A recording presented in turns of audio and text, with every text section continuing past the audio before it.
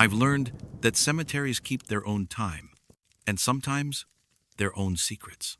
My name is Mitch, and I've been the head groundskeeper at Riverside Memorial for 11 years.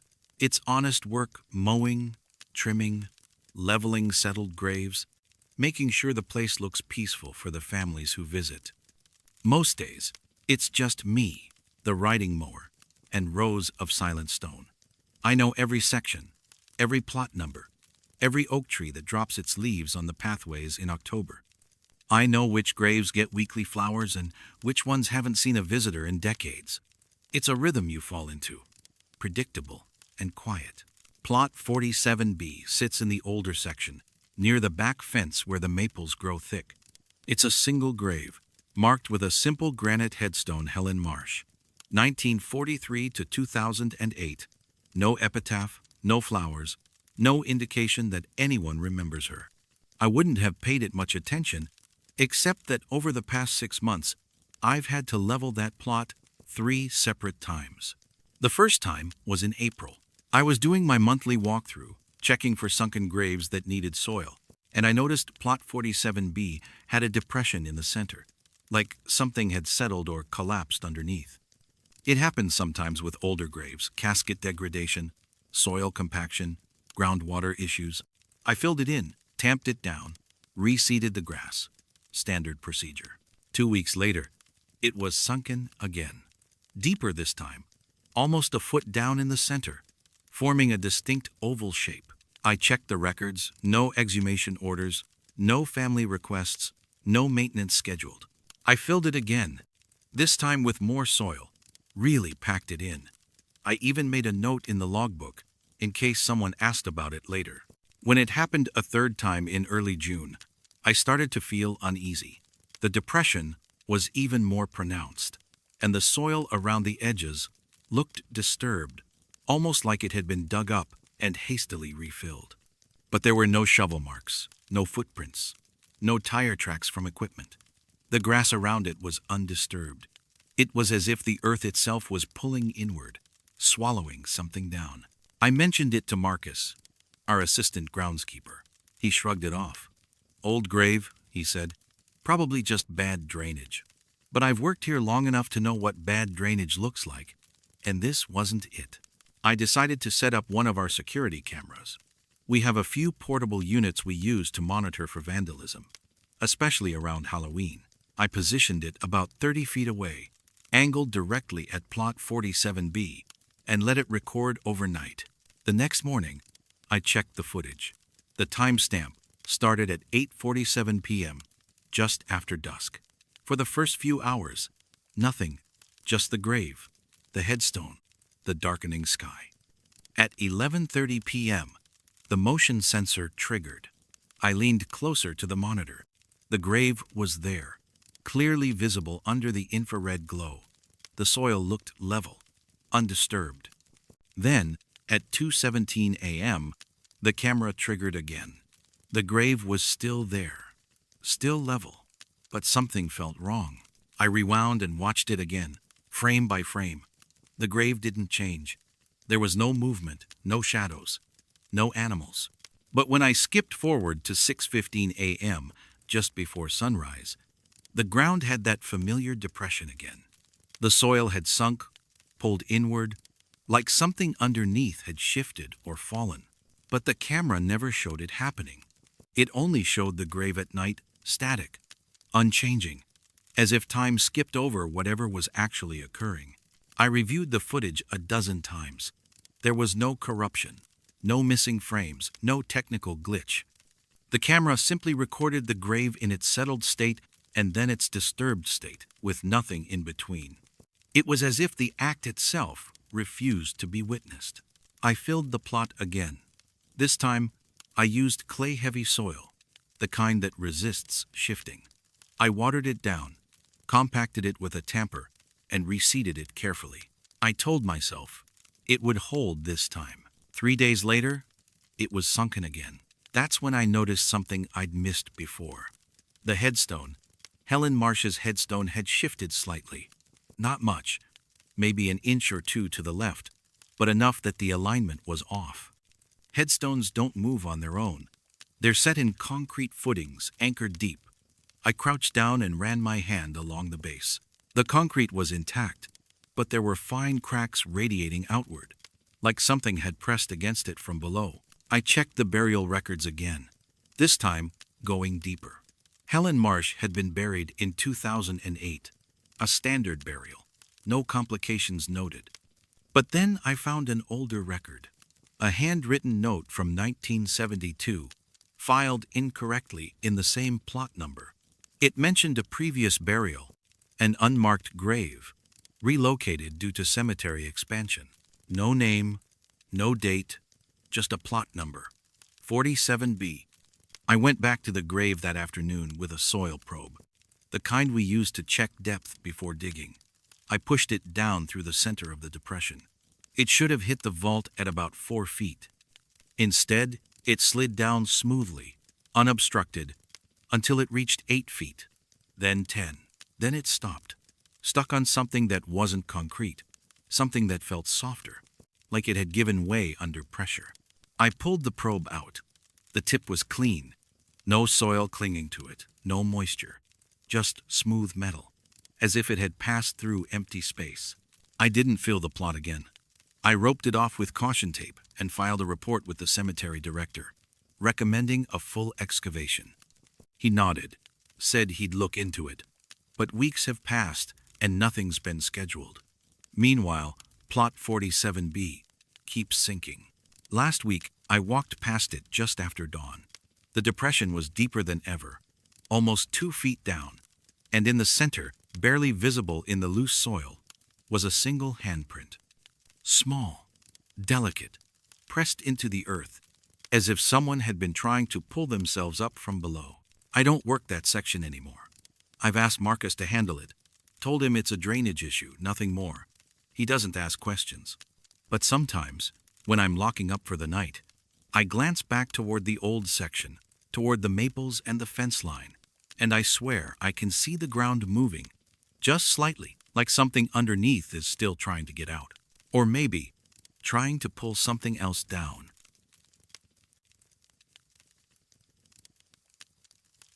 Some presences don't need a body to mourn. My name is Director Chen, and I've been running Westbrook Funeral Home for the past 9 years. It's a family business, built by my grandfather in 1962, and it carries the kind of quiet dignity you'd expect from a place that's served the same community for over 60 years. We handle everything: viewings, services, cremations, grief counseling referrals. I've seen families at their lowest, held their hands, listened to their stories, and helped them say goodbye. It's not an easy job, but it's an important one, and I take it seriously. Our facility has 3 viewing rooms. Room A is the largest, used for traditional services. Room B is smaller, more intimate, usually reserved for family-only viewings. Room C is the smallest, just a simple room with soft lighting, a few chairs, and space for a single casket. We use it mostly for private viewings or when a family wants a quieter, less formal setting. It's tucked away at the end of the hallway, near the back entrance, and it doesn't get used as often as the others. About 2 months ago, I started reviewing our overnight security footage as part of a routine insurance audit. We have cameras in all the common areas, lobby, hallways, parking lot, but not inside the viewing rooms themselves. It's a privacy thing. Families need to feel like they can grieve without being watched. But the hallway cameras cover the entrances, so we can see who comes and goes. I was fast-forwarding through a week's worth of footage when I noticed something odd. The timestamp read 3:14 a.m. on a Tuesday night, and the hallway camera outside viewing room C had triggered. I slowed the playback and watched. A woman appeared in the frame. She was older, maybe in her 70s, dressed in a dark coat and headscarf, the kind you'd wear to a funeral. She walked slowly, deliberately, down the hallway and stopped outside viewing room C. She stood there for a moment, her face angled toward the door, and then she opened it and went inside. I paused the video. That didn't make sense. The building was locked overnight. I always do a final walkthrough before setting the alarm. There's no way someone could have gotten in without tripping the system. I checked the alarm logs. No breaches, no alerts, nothing. The system had been armed at 10:42 p.m. and hadn't been disarmed until I arrived at 7:30 a.m. the next morning. I kept watching. The woman stayed inside viewing room C for 43 minutes. The door remained closed. No one else entered or exited.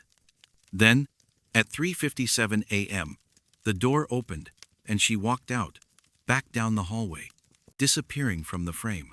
The hallway was empty again. I rewound and checked the other cameras. The lobby showed no entry. The back entrance showed no movement. She hadn't come in through any door. She was just there, in the hallway, as if she'd materialized out of the walls. I went to the guest log we keep, a sign-in sheet for all visitors. No entries for that night. No appointments. No scheduled viewings. Viewing room C hadn't even been in use. There was no casket, no service, no reason for anyone to be in there. I tried to dismiss it. Maybe the footage was corrupted, a glitch in the system, or maybe I'd misread the date. But the timestamp was clear, and the video was clean. No distortion, no artifacts. Just a woman walking into a room that should have been empty. The following week, it happened again. Same woman, same hallway, same time, 3:14 a.m. She walked into viewing room C and stayed for nearly an hour. This time, I watched more carefully. Her movements were slow but purposeful, like she knew exactly where she was going. When she emerged, her face was visible for just a moment under the hallway light. She looked calm, serene, almost peaceful. Not frightened, not lost, just present. I decided to check viewing room C in person. It was late afternoon, between services, and the room was empty. I walked in and looked around. Everything was in order, chairs arranged neatly, carpet vacuumed, soft lighting casting a warm glow over the space. There was no casket, no flowers, nothing out of place. I checked the corners for anything unusual, hidden doors, loose panels, places someone could have hidden. Nothing. Then I noticed the temperature. Viewing room C was noticeably colder than the hallway, colder than it should have been.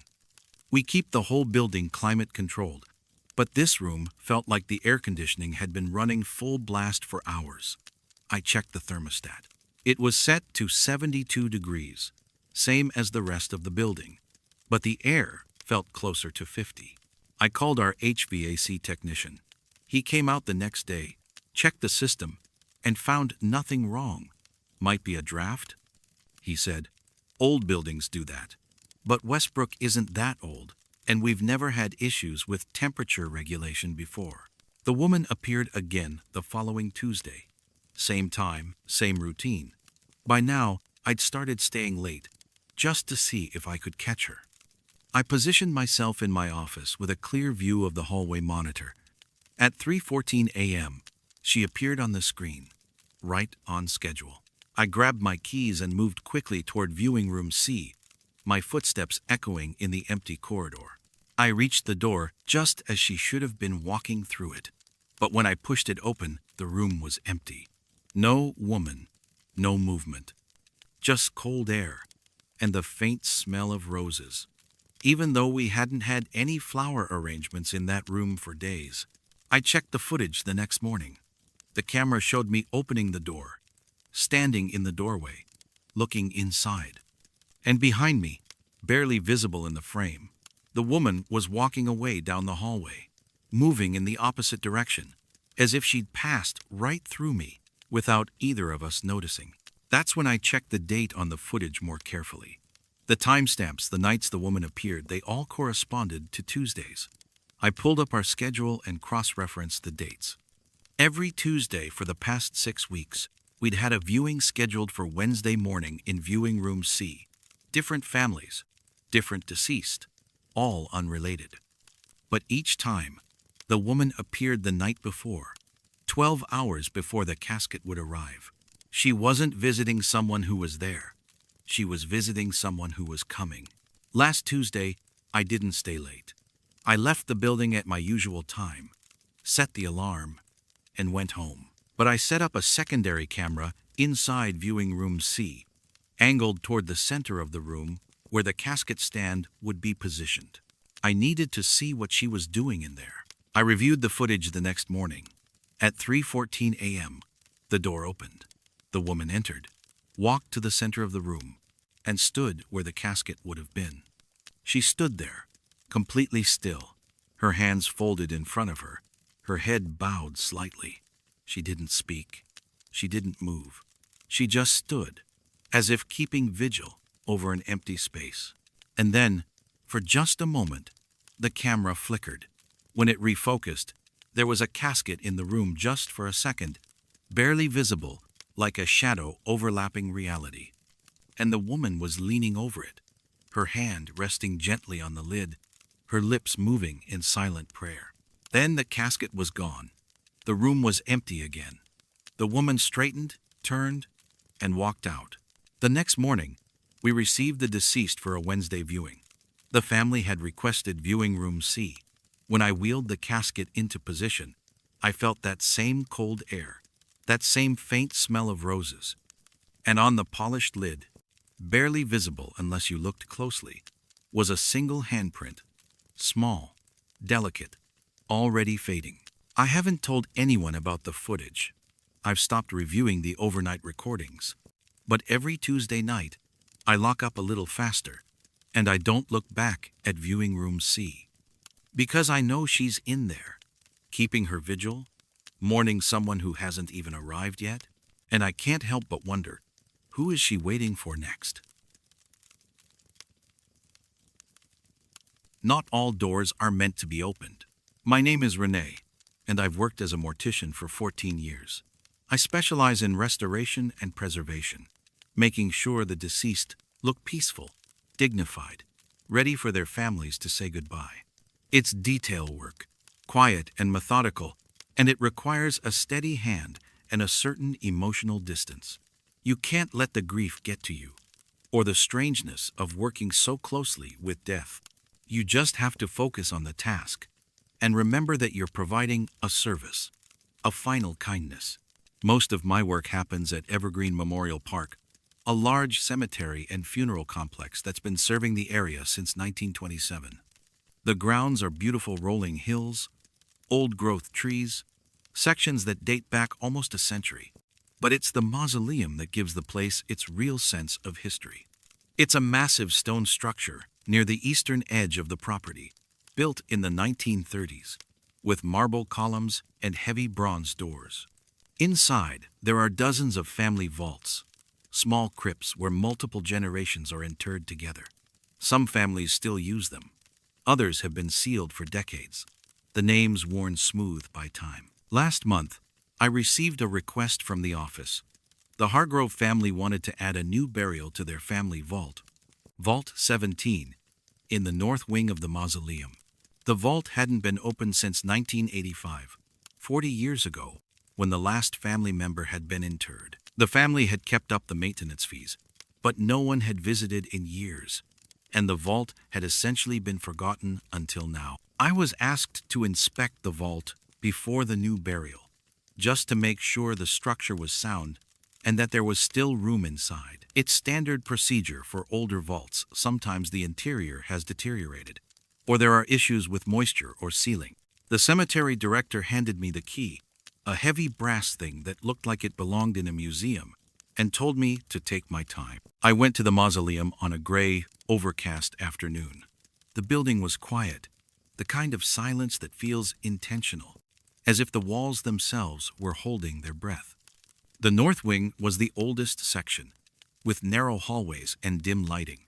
Vault 17 was near the back, marked with a bronze plaque, Hargrove, established 1932. The vault door was sealed with a thick layer of waxen resin, a preservation technique used in the 80s, before modern sealing methods became standard. I used a putty knife to carefully break the seal, working slowly to avoid damaging the door. The wax cracked and peeled away in chunks, and after about 20 minutes, the door was free. I inserted the key, turned it, and felt the lock release with a deep metallic click. The door swung inward on silent hinges, and a rush of cold air hit me, colder than it should have been. The vault was small, maybe 8 feet deep and 6 feet wide, with stone shelves on either side holding 4 caskets, 2 on each side, stacked one above the other. The air smelled faintly of flowers, which didn't make sense. Sealed vaults don't smell like anything except dust and age.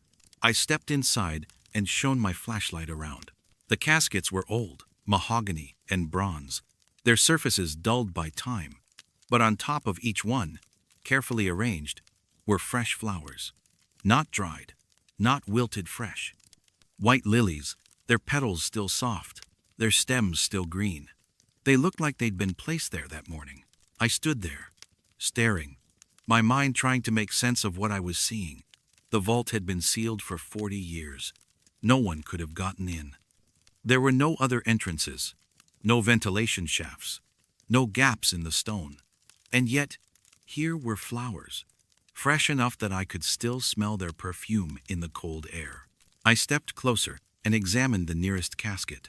There were no signs of disturbance, no scratches or marks, but next to the flowers, on the polished bronze lid, was a small white candle in a glass holder, and the candle was still burning. The flame was steady, pale, casting a faint glow against the stone wall. I reached out and held my hand near it. The wax was warm, soft, only partially melted. The candle couldn't have been burning for more than an hour, maybe 2. I backed out of the vault, my heart pounding. I told myself, there had to be an explanation. Someone must have accessed the vault recently, maybe for maintenance or inspection, and left the flowers and candle behind. But when I checked the vault logs back at the office, there were no entries. No one had requested access. No one had been inside. I went back the next day, this time with the cemetery director. I wanted a witness, someone to confirm what I'd seen. We opened the vault door again, and the flowers were still there, still fresh.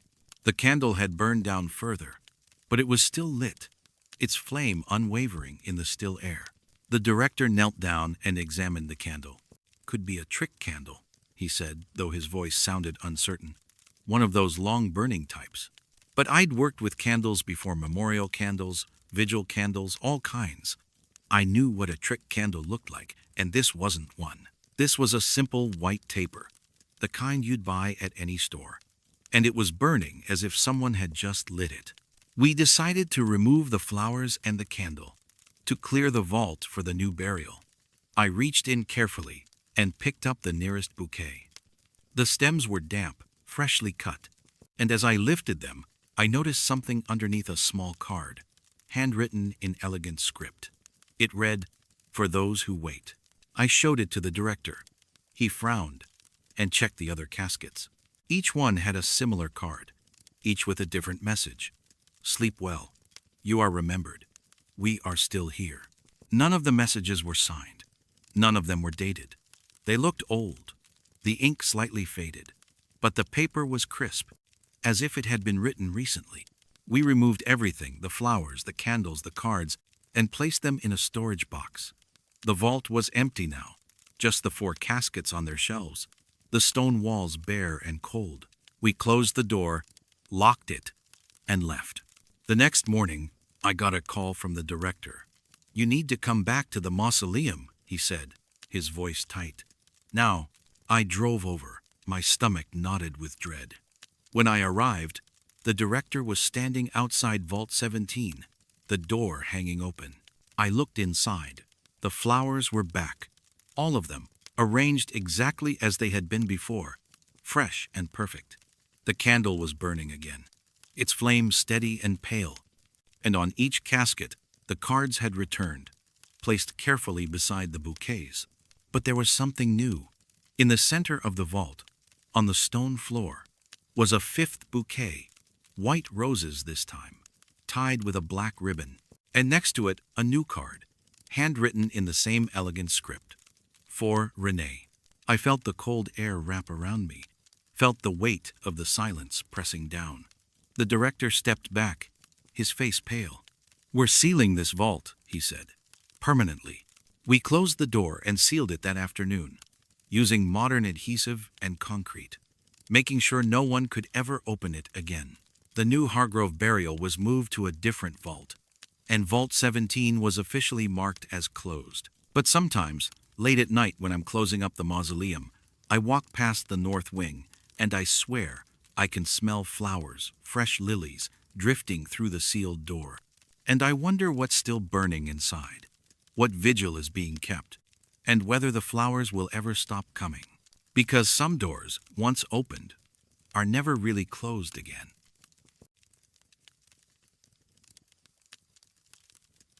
Maps are supposed to tell the truth, but sometimes the ground has other ideas. My name is Elias, and I'm a cemetery surveyor. I've been doing this work for 17 years, traveling between different cemeteries, updating plot maps, verifying boundaries, making sure burial records match actual grave locations. It's precise work: GPS equipment, ground-penetrating radar, legal documents, all cross-referenced to create accurate maps. Most of the time, the numbers line up perfectly. When they don't, it's usually just a clerical error or an old plot that was never properly recorded. Nothing mysterious. Nothing that keeps you awake at night. Until I started working at Oakwood Cemetery last September. Oakwood is one of the oldest cemeteries in the county, established in 1873. It sprawls across 42 acres of uneven terrain, with sections that date back a century and a half. The county hired me to create a complete digital survey, every grave, every plot, every section mapped down to the inch. It's a months-long project, tedious but straightforward. I started with the oldest section, near the back of the property where the original graves are located. Row 9C is in the northwest corner, tucked beneath a cluster of old oak trees. There are 23 graves in that row, most of them from the late 1800s. The headstones worn smooth by weather and time. The records were spotty handwritten ledgers from a century ago. Some entries faded or incomplete, but I've worked with worse. I set up my equipment and started taking measurements. Everything went smoothly for the first dozen graves. Then I reached grave 14, a simple marker for someone named Eliza Thornton, 1847 to 1903. I took the coordinates, logged them, and moved on. The next day, I came back to continue the survey. When I checked my previous measurements against the physical location, something was off. Grave 14. Eliza Thornton's grave was 3 feet to the left of where I'd recorded it. I assumed I'd made a mistake, maybe transposed a number, or misread the GPS. I took new measurements, double-checked everything, and logged the corrected coordinates. 2 days later, I returned to finish row 9C. When I reached Eliza Thornton's grave, it had moved again. This time, it was 4 feet to the right of my second measurement. I checked my equipment calibrated, functioning perfectly. I checked my notes clear, consistent, no errors.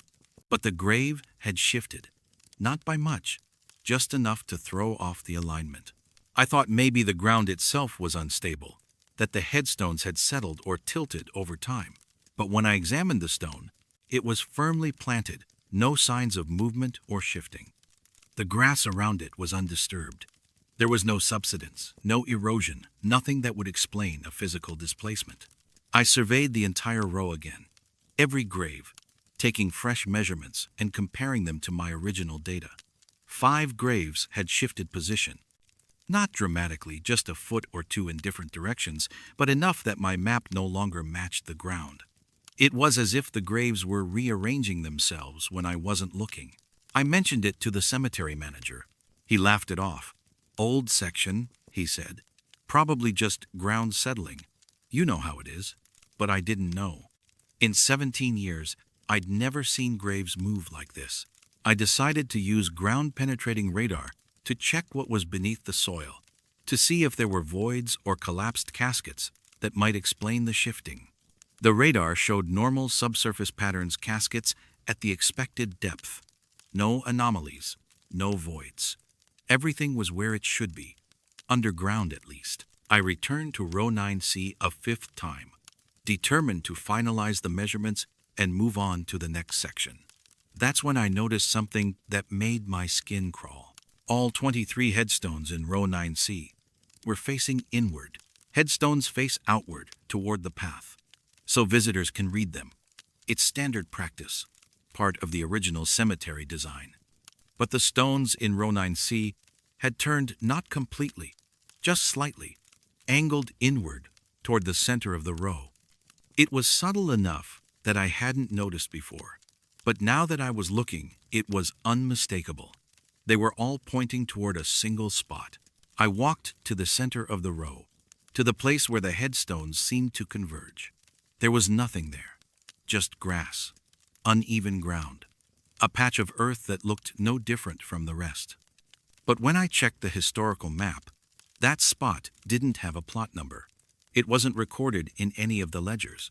It was just empty space, marked as unused ground. I set up the radar and scanned the area. The screen lit up immediately. There was something down there, about 4 feet below the surface. A rectangular shape, roughly the size of a casket, but it wasn't listed in any records. No name, no date, no burial permit.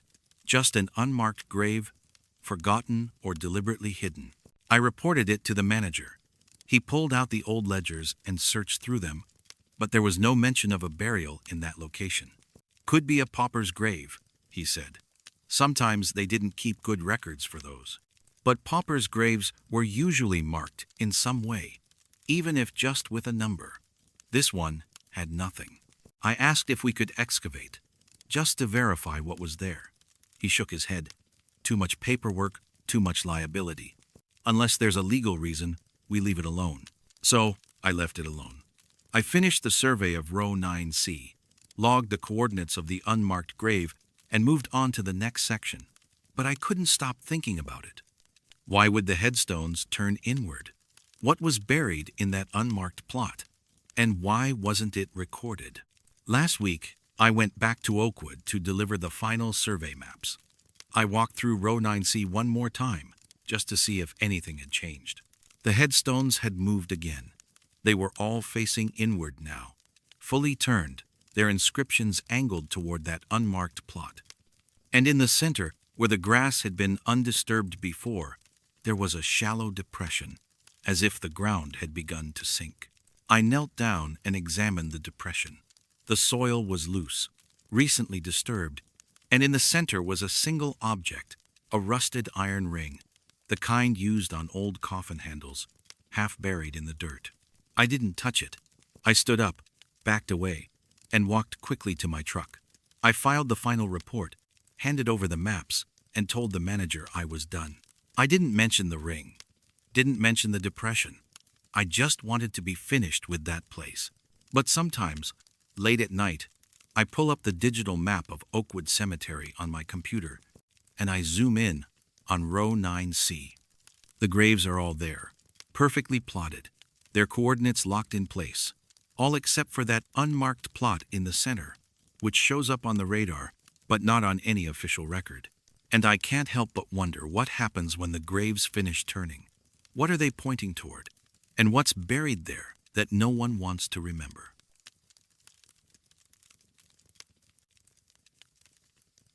Grief has its own language, and sometimes the dead respond. My name is Director Okafor, and I've been running Memorial Grace Funeral Home for 8 years. It's a multicultural facility. We serve families from all backgrounds, all traditions, and part of my job is honoring those traditions, even when they're unfamiliar to me. I've overseen Buddhist ceremonies, Islamic preparations, Christian services, and everything in between. Each culture has its own way of mourning, its own rituals for saying goodbye, and I've learned to respect them all. About 3 months ago, a family came to me with a request I'd never handled before. The deceased was Mr. Solomon Adeyemi, an 82-year-old man who had immigrated from Nigeria in the 1970s.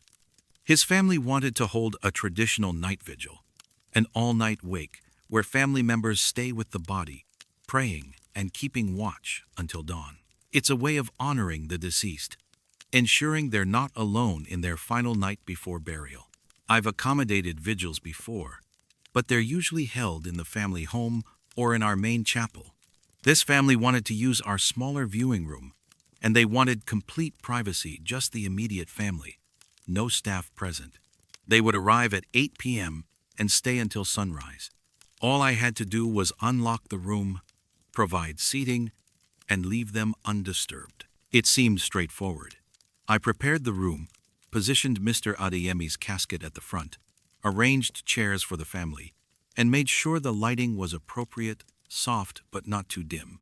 The family arrived just before 8, his widow, 3 adult children, and 4 grandchildren. They were quiet, composed, dressed in traditional attire. I greeted them, showed them where everything was, and then stepped out, locking the main building but leaving the viewing room accessible. I went home, set an alarm for 6 a.m., and tried to sleep. I woke just before dawn, as planned, and drove back to the funeral home. The parking lot was empty. I unlocked the building and walked to the viewing room, expecting to find the family still inside, maybe tired, but present. The room was empty. The casket was there, closed, the chairs arranged neatly, the lights still on. But the family was gone. No coats, no personal belongings, no sign that anyone had been there at all. I checked the lobby, the restrooms, the chapel. The building was completely empty. I called Mrs. Adeyemi's phone. No answer. I waited 30 minutes, then called again. Still no answer. By 9 a.m., I was genuinely concerned. I called the eldest son. He answered immediately. "Director Okafor," he said, his voice calm. "Thank you for accommodating us. The vigil went well." "I'm glad to hear that," I said carefully. "But when I arrived this morning, the viewing room was empty. I wanted to make sure everything was all right." There was a pause. "We left around 4 a.m., he said. "My father asked us to." I didn't understand. "I'm sorry. Asked you to?" "Yes," he said, as if it were the most natural thing in the world. He told us it was time to go. So we did. I didn't press further. Cultural differences, I told myself. Maybe it was a figure of speech, a way of describing a spiritual feeling during the vigil. I thanked him, confirmed the funeral arrangements for later that day, and hung up. But something bothered me. I went back to the viewing room and looked around more carefully. Everything was in order, except for one thing. On the floor near the casket, there was a small folded piece of paper, tucked half under the casket stand. I picked it up and opened it. It was a handwritten note, in neat cursive script. He asked us to leave. The handwriting matched the signature on the funeral contract, Mrs. Adeyemi's handwriting. I stood there, staring at the note, trying to make sense of it. Had Mr. Adeyemi spoken to them during the vigil? Had they heard something, felt something, that made them believe he wanted them to go? I couldn't ask. It wasn't my place. I placed the note in the family's file and tried to move on. But later that day, as we were preparing for the funeral, I opened the casket for a final check. Mr. Adeyemi looked peaceful, his hands folded over his chest, his face serene. But there was something different. His jacket, the one we'd dressed him in the day before, was buttoned differently. When we'd prepared him, we'd left the top button undone, per the family's request. Now, all the buttons were fastened, right up to the collar. I asked my assistant if she'd made any changes. She shook her head. "I haven't touched him since yesterday." I checked the logbook. No one had accessed the preparation room overnight. No one except the family in the viewing room. And they hadn't been near the casket stand, or at least, they shouldn't have been. The casket had been closed when I left them. I didn't mention it to the family. The funeral proceeded normally. The service was beautiful, full of hymns and prayers, and the family seemed at peace. Afterward, Mrs. Adeyemi thanked me, held my hand, and said, "He was ready. We could tell." I nodded, unsure of what to say. It wasn't until weeks later, when I was reviewing security footage for an unrelated matter, that I decided to check the night of the vigil. We have a camera in the hallway outside the viewing room, angled toward the door. I pulled up the footage and watched. The family entered at 8:03 p.m., just as I remembered. The door closed behind them. For hours, the hallway was empty, silent. Then, at 3:51 a.m., the door opened. The family filed out, one by one, their faces calm but tired. They walked down the hallway and out of frame. But before the last person, the youngest grandson, exited, he paused and looked back into the viewing room. He stood there for a long moment, as if listening, and then he nodded and closed the door gently behind him. I rewound the footage and watched it again, this time focusing on the door. At 3:49 a.m., 2 minutes before the family left, there was a faint shift in the light inside the viewing room, visible through the gap under the door. It was subtle, just a flicker, like someone moving in front of the lights. But no one should have been moving. The family had been seated, praying, keeping vigil. I zoomed in on the timestamp. At 3:49 a.m. and 32 seconds, the door handle moved slightly, as if someone on the inside had pressed against it. Not opening it, just testing it, feeling the weight of the latch, and then, for just a moment, I saw a shadow pass across the bottom of the door. A shadow that didn't match any of the family members. A shadow that moved with a slow, deliberate gait. The family left 2 minutes later. I closed the footage and sat in the dark of my office, my hands shaking. I thought about the note. He asked us to leave. I thought about the buttoned jacket, the fastened collar, the way the grandson had nodded before closing the door. And I realized that during the vigil, the family hadn't been alone. Someone else had been in that room with them. Someone who was ready to go, who had said his goodbyes, and who had asked, in whatever way the dead can ask, for his family to let him rest. I still conduct vigils.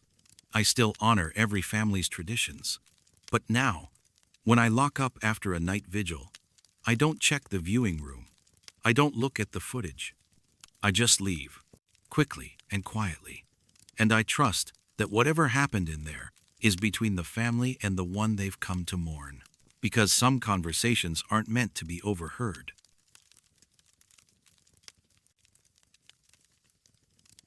Some messages are meant as warnings, not farewells. My name is Val, and I've been working as a groundskeeper for nearly 12 years. It's hard work digging, filling, maintaining equipment, keeping the grounds respectful and clean. But it's honest work, and there's something peaceful about it. Being outside, working with your hands, knowing you're part of something that matters to people. Most of what I do is routine mowing lawns, trimming hedges, repairing sunken graves. When a grave settles over time, usually due to soil compaction or deterioration of the casket, we have to dig down, reset the vault, and refill it properly. It's a delicate job. You have to be careful not to damage anything, and you have to work quickly so the family doesn't see the disruption if they visit. 2 months ago, I was assigned to repair Grave 112, a plot in the older section of Maplewood Cemetery. The grave belonged to a man named Richard Crane, buried in 1978. The plot had sunk significantly, forming a deep depression that made it look neglected. The family had complained, and my supervisor told me to fix it as soon as possible. I started work early one morning, just after dawn. The grave was worse than I'd expected. The ground had collapsed inward, creating a crater almost 2 feet deep.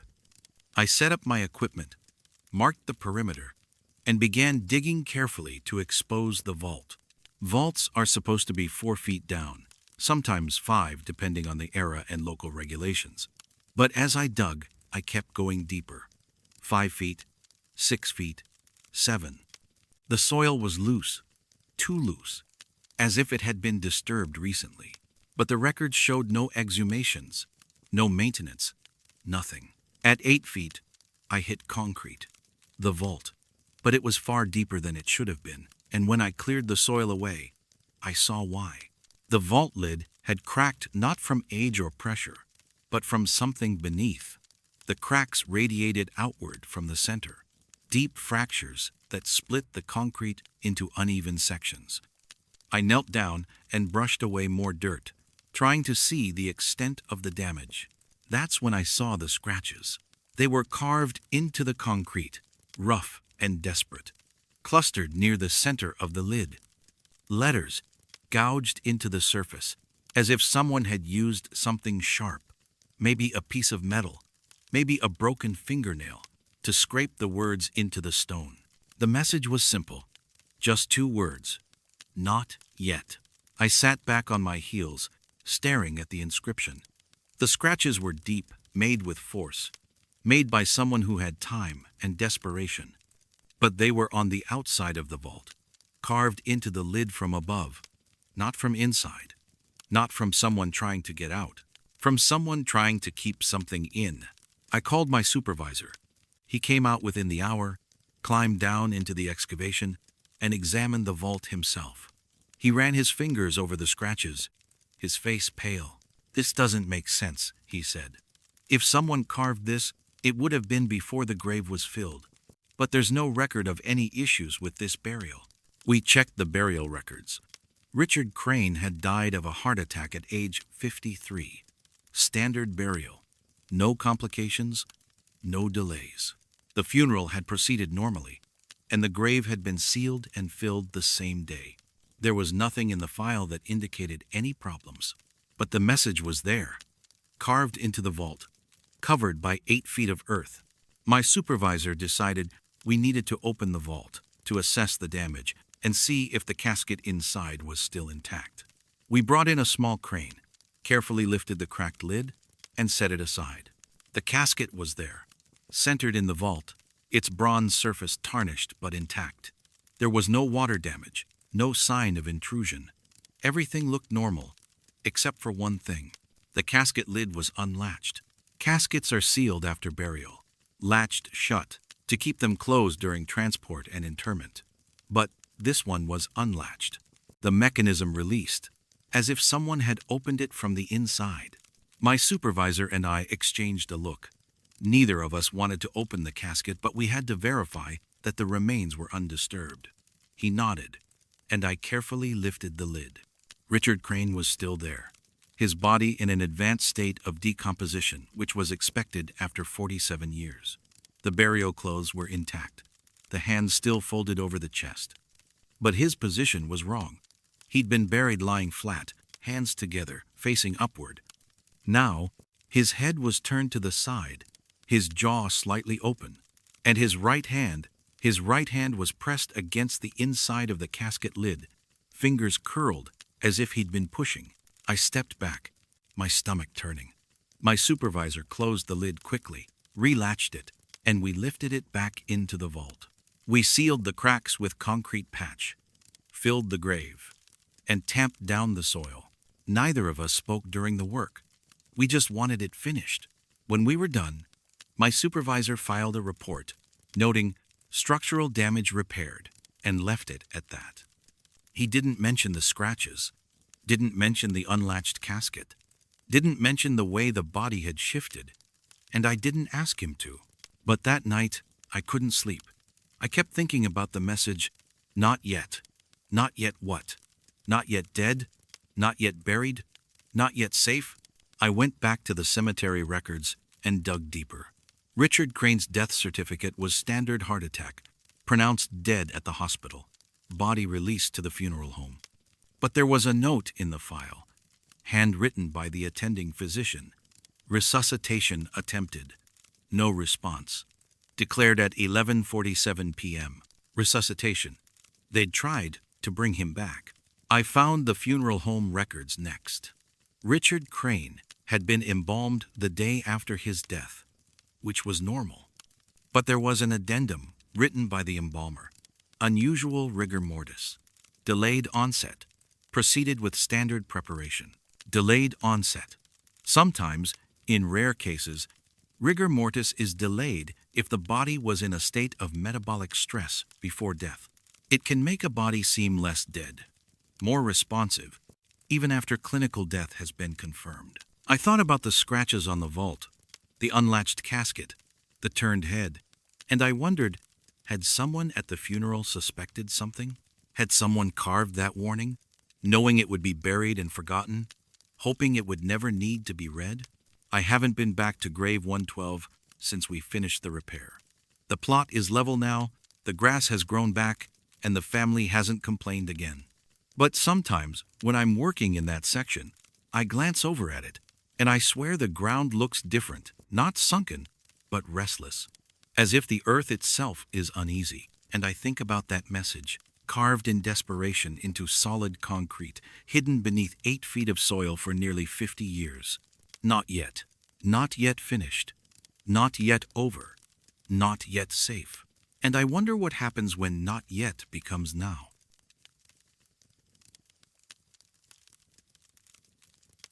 The space between death and burial is shorter than you think. My name is Kim, and I'm a mortuary transport driver. I've been doing this for 6 years, picking up deceased individuals from hospitals, nursing homes, private residences, and bringing them to funeral homes for preparation. It's not glamorous work, but it's necessary, and someone has to do it. Most of the time, it's straightforward. You arrive, you handle the transfer with respect and professionalism, you transport, you deliver. You don't think too much about who they were or what happened. You just focus on the task. I work the night shift, usually from 10 p.m. to 6 a.m. That's when most of the calls come in. Hospitals don't like transporting during visiting hours, and families often make decisions late at night when reality finally settles in. I'm used to the quiet, the empty highways, the fluorescent lit hospital corridors at 2 in the morning. It's lonely work, but I prefer it that way. 3 weeks ago, I got a call at 1:45 a.m. County General Hospital, 7th floor, cardiac unit. Male, 71 years old. Pronounced dead at midnight. Standard pickup. I drove over, parked in the loading area, and took the service elevator up to the 7th floor. The nurse met me at the station, handed me the paperwork, and led me to the room. The deceased was lying on the hospital bed, covered with a white sheet, his hands visible, folded peacefully across his chest. His name was David Brennan. No family present, they'd said their goodbyes earlier and had gone home. The nurse helped me transfer him to the gurney, and we wheeled him down to the loading dock. I secured the gurney in the van, double-checked the straps, and started the 40-minute drive to Parkside Funeral Home. The roads were empty, just a few long-haul trucks, and the occasional late-night commuter. I had the radio on low, some talk show I wasn't really listening to, just background noise to fill the silence. About halfway through the drive, I noticed something in the rear-view mirror. The back of the van was dimly lit by the running lights, and I could just make out the shape of the gurney, the white sheet draped over the body. But something looked different. The sheet had shifted, bunched up slightly near the shoulders, as if the body had moved. I told myself it was just the van's movement, the way bodies settle during transport. It happens sometimes: muscle contractions, gas release, natural post-mortem processes. Nothing unusual. But then I saw the hand. It was visible now, extending slightly from under the sheet, fingers curled loosely. I didn't remember it being positioned like that. When we'd secured the body, both hands had been hidden beneath the sheet, tucked in neatly. Now, one hand was hanging over the edge of the gurney, almost as if reaching for something. I focused on the road, told myself to stop looking in the mirror, but I couldn't help it. Every few seconds my eyes drifted back, checking, watching. The hand didn't move again, but the sheet continued to shift. Subtle adjustments, the fabric folding and unfolding in ways that didn't match the van's motion. I pulled into the funeral home at 2:37 a.m. The building was dark, except for the entrance lights and the security lamps above the delivery bay. I backed the van up to the loading door, killed the engine, and sat there for a moment, steadying my breath. I opened the back doors and pulled the gurney out carefully. The sheet was still bunched, the hand still visible, hanging loose.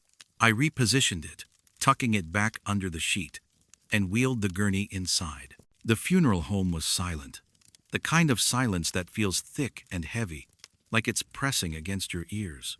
I took the gurney down the hallway to the cold storage room, a temperature-controlled space where bodies are kept until they're prepared for viewing. I unlocked the door, wheeled the gurney inside, and transferred the body to one of the metal trays. I pulled the sheet back over him, checked the toe tag to make sure the information matched, and slid the tray into the refrigeration unit. The door closed with a soft hiss, sealing him inside. I filled out the transfer log, noted the time of arrival, and locked the cold storage room behind me. Then I went back to the van, cleaned up, and headed home. It was nearly 3:30 a.m. by the time I got into bed, and I was exhausted, but I couldn't sleep. I kept seeing that hand, the way the fingers had curled, the way the sheet had moved. At 7:15 a.m., my phone rang. It was the director of Parkside Funeral Home, Mr. Halloran. His voice was tight, strained. "Kim, I need you to come back in. Now." I sat up, my heart already pounding. "What's wrong?" "Just come in, please." I dressed quickly and drove back to the funeral home. Mr. Halloran was waiting for me in the lobby, his face pale. He didn't say anything, just gestured for me to follow him. We walked down the hallway to the preparation room, the large space where embalmers work. The lights were on, bright and clinical. David Brennan's body was on the embalming table. I stopped in the doorway, staring. "I put him in cold storage," I said. I locked the door. "I know," Mr. Halloran said quietly. "But when I arrived this morning, he was here, on the table, positioned like this." The body was lying on its back, arms at its sides, head centered on the headrest. But that wasn't how I'd left him. And more disturbing, the embalming tools were arranged on the tray beside the table: scalpels, forceps, tubes, all laid out in precise order, as if someone had been preparing to begin the procedure. "Did someone come in overnight?" I asked. "Maybe one of the embalmers?" Mr. Halloran shook his head. "No one was scheduled. The building was locked. I checked the security logs, no entries after you left." We walked to the cold storage room. The door was still locked. I opened it and looked inside. The tray where I'd placed David Brennan was empty, the sheet folded neatly at the foot of the metal slab. The other units were all closed, their doors sealed. "How did he get from here to the preparation table?" I asked. Though I already knew there was no good answer, Mr. Halloran didn't respond. He just stared at the empty tray, his jaw tight. We reviewed the security footage together. The cameras covered the hallways, the loading bay, and the entrance, but not the interior rooms. The footage showed me arriving at 2:37 a.m., wheeling the gurney inside, and leaving at 2:53 a.m. After that, the hallways remained empty until Mr. Halloran arrived at 7 a.m. No one entered the building. No one moved through the hallways. But somehow, David Brennan had been removed from cold storage, transported to the preparation room, and positioned on the embalming table, with tools arranged beside him as if waiting for the procedure to begin.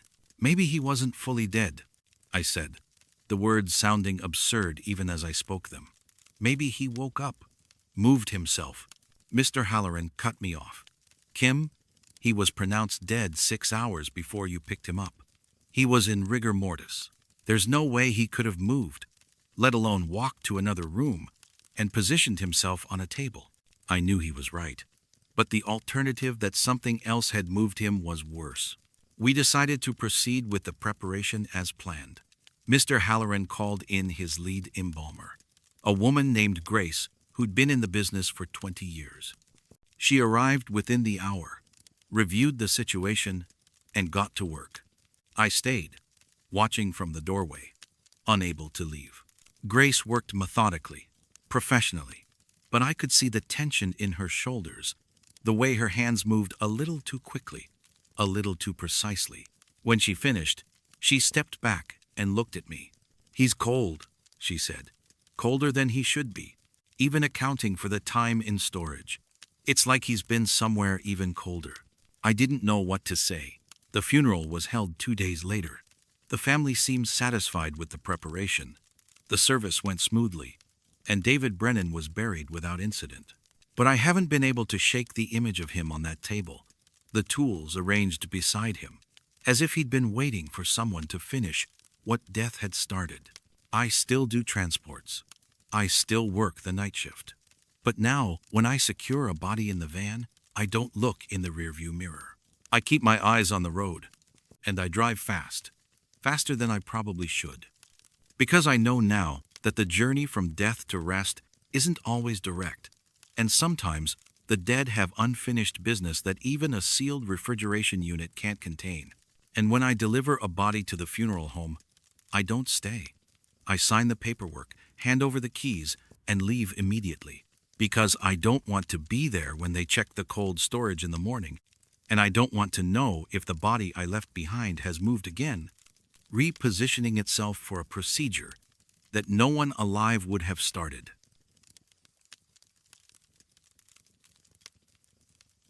History has a way of hiding what it doesn't want to remember. My name is Marcus, and I'm a land surveyor specializing in cemetery plots. Most of my work involves updating old maps, verifying boundaries, and helping cemeteries maintain accurate records. It's detail-oriented work, requiring precision and patience. But it's also historically interesting. You learn a lot about a community by studying its burial grounds. Last summer, I was hired by Greenfield Cemetery to conduct a complete property survey. The cemetery had been in operation since 1929, and they wanted to modernize their records, transitioning from paper maps to a digital database. It was a 3-month project, and I started in July, working section by section, mapping every grave, every path, every structure. By late August, I'd covered most of the main sections and was working my way through the older, less maintained areas near the back of the property. That's when I found the lost section. I was walking behind the groundskeeper's shed, checking the rear boundary line, when I noticed a narrow path leading into a densely wooded area. The path was overgrown, barely visible beneath the underbrush, and it wasn't marked on any of the cemetery maps. I followed it, pushing through the low-hanging branches, and after about 50 yards, the trees opened up into a small clearing. There were 7 graves. They were arranged in 2 rows, 4 graves in the front, 3 in the back, all marked with simple stone markers, the kind used in the mid-20th century. The stones were weathered but legible, and each one bore a name and a date. What struck me immediately was that all 7 graves were dated within the same week, March 15th through March 21st, 1953. I took photographs and noted the names. Thomas Eller, March 15th, 1953. Margaret Eller, March 16th, 1953. Robert Daines, March 17th, 1953. Sarah Daines, March 18th, 1953. Charles Morrow, March 19th, 1953. Helen Morrow, March 20th, 1953. Samuel Morrow, March 21st, 1953. 7 people, 3 families, all buried within a single week. It wasn't impossible. Disease outbreaks, accidents, and other tragedies could claim multiple lives in a short period. But what was strange was that these graves weren't listed in the cemetery records. I'd mapped the entire property, cross-referenced every plot with the master ledger, and these 7 names didn't appear anywhere. I went back to the cemetery office and showed the director, a man named Mr. Pettigrew, my photographs. He studied them carefully, frowning. "I've been here for 19 years, he said. "I've never seen these graves. Are you sure they're on our property?" I showed him the GPS coordinates. The graves were well within the cemetery boundaries, about 200 feet from the rear fence. There was no question they belonged to Greenfield. He pulled out the old ledgers, the handwritten records from the 1950s, and flipped through the pages. March 1953 showed several burials, but none of the names from the lost section appeared. It was as if these 7 people had been buried and then erased from official memory. "Could be indigent burials, Mr. Pettigrew said. "Sometimes the county would pay for burials, but not keep detailed records. Or maybe they're from a different cemetery and got moved here at some point. But indigent burials were usually marked in some way, and the stones in the lost section were private markers, not county-issued. Someone had cared enough to pay for proper headstones." I decided to dig deeper. I went to the county records office and searched for death certificates. None of the 7 names had registered deaths in the county during March 1953. I checked neighboring counties, nothing. I searched historical newspapers for obituaries or accident reports, nothing. It was as if these people had died and been buried without anyone noticing. But someone had noticed. The graves were meticulously maintained. The grass around the stones was trimmed, the markers were clean, and there were fresh flowers, small bouquets of wildflowers placed on each grave. I'd assumed the cemetery staff was maintaining them, but when I asked Mr. Pettigrew, he shook his head. "We don't maintain unmarked or unrecorded graves," he said. "We wouldn't even know they were there. So who was maintaining them?" I set up a small motion-activated camera near the clearing, hidden in the underbrush, just to see if anyone visited. I checked it every few days, reviewing the footage. For the first week, nothing, just deer, birds, the occasional raccoon. Then, on the 8th day, the camera captured something. It was early morning, just after dawn. A figure appeared on the path, an older man, maybe in his 70s, carrying a bundle of flowers. He walked slowly, deliberately, and stopped at each grave, placing a small bouquet on the stone. He didn't speak, didn't pray, just moved from grave to grave with a quiet, ritualistic precision. When he finished, he stood at the center of the clearing for a long moment, his head bowed, and then he turned and walked back down the path. I reviewed the footage several times, trying to get a clear look at his face, but the angle and lighting made it difficult. He was just a shadow among the trees, a figure performing a task that seemed both solemn and necessary. I decided to wait at the clearing myself, to see if he'd return. I arrived just before dawn the next day and positioned myself near the groundskeeper's shed, out of sight, but close enough to see the path. At 6:23 a.m., the man appeared. He was wearing a dark coat and a flat cap, and he carried the same bundle of flowers. I waited until he'd finished placing the flowers, and then I stepped out, calling to him gently so as not to startle him. "Excuse me, sir?" He turned, his face calm, unsurprised. Up close, he looked older than I'd thought, maybe in his 80s, his skin deeply lined, his eyes pale and distant. "Can I help you?" he asked, his voice soft but clear. "I'm Marcus," I said. "I'm surveying the cemetery. I've been documenting these graves, and I was wondering, do you know who these people were?" He looked at me for a long moment, as if deciding whether to answer. Then he nodded slowly. "They were my family." "Your family?" "My parents, my aunt and uncle, my cousins." He gestured to the graves, his hand moving with a strange, practiced grace.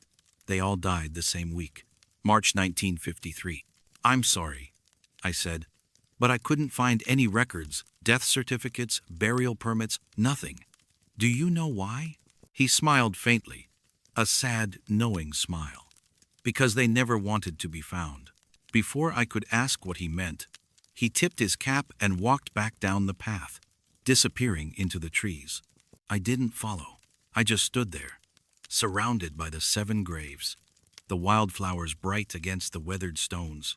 I filed my report with Mr. Pettigrew, noting the location of the graves and recommending they be added to the official cemetery records. He agreed, and the section was documented, mapped, and included in the digital database. But I never found out who the 7 people were, or why they'd been buried in secret, or why the old man continued to visit them every week. I've moved on to other projects since then, but sometimes I think about that clearing, those 7 graves arranged in silent witness to something that history chose to forget. And I wonder how many other lost sections are out there, hidden in the woods, maintained by people who remember what the records don't.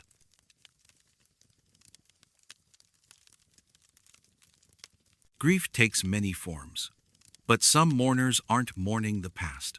My name is Director Alvarez, and I've been running Pinehurst Funeral Home for 13 years.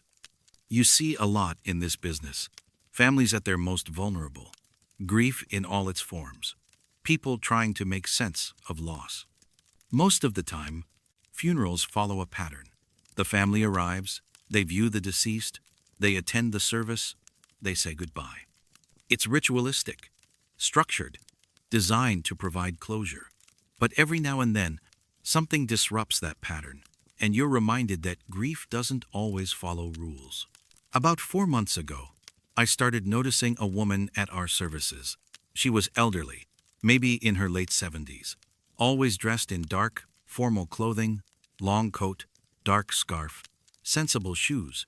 She sat in the back row, always alone, never speaking to anyone.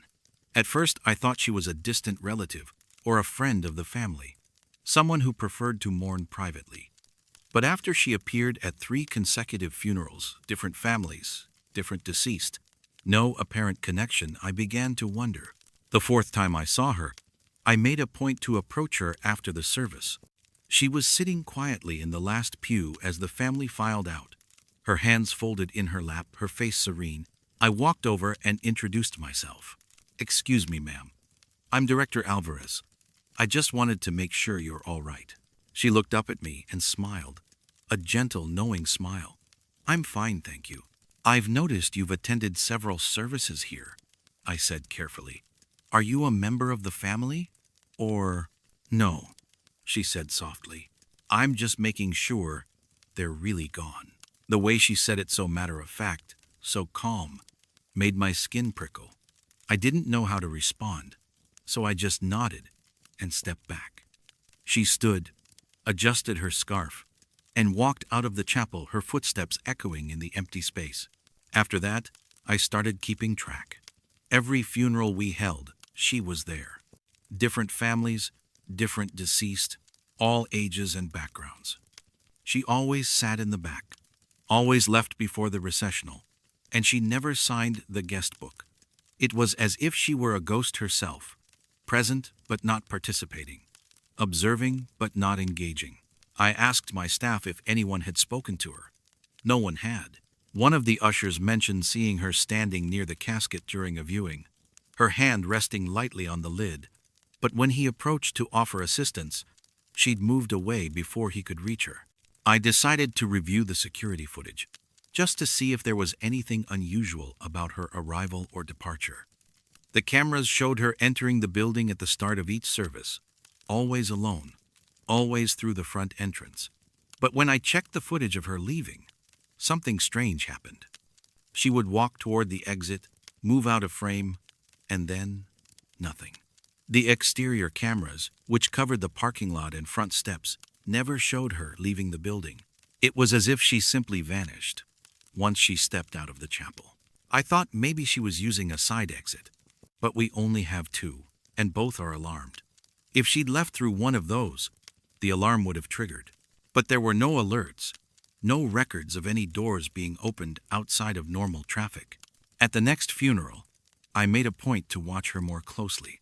The service was for an older man, Mr. Holloway, who died peacefully in his sleep. The family was small, a daughter, a son-in-law, a few grandchildren. The woman arrived just as the service began, slipping into the back row as usual. I stood near the entrance, watching.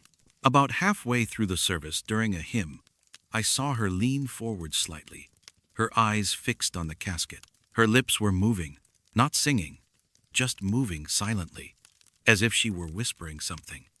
I couldn't hear the words, but there was an intensity to her expression, a focus that felt almost ritualistic. After the service, as the family filed out to the cemetery for the burial, I approached her again. She was still seated, her hands folded, her face calm. "Ma'am, may I ask you something?" She looked up, that same gentle smile. "Of course. Why do you attend these services?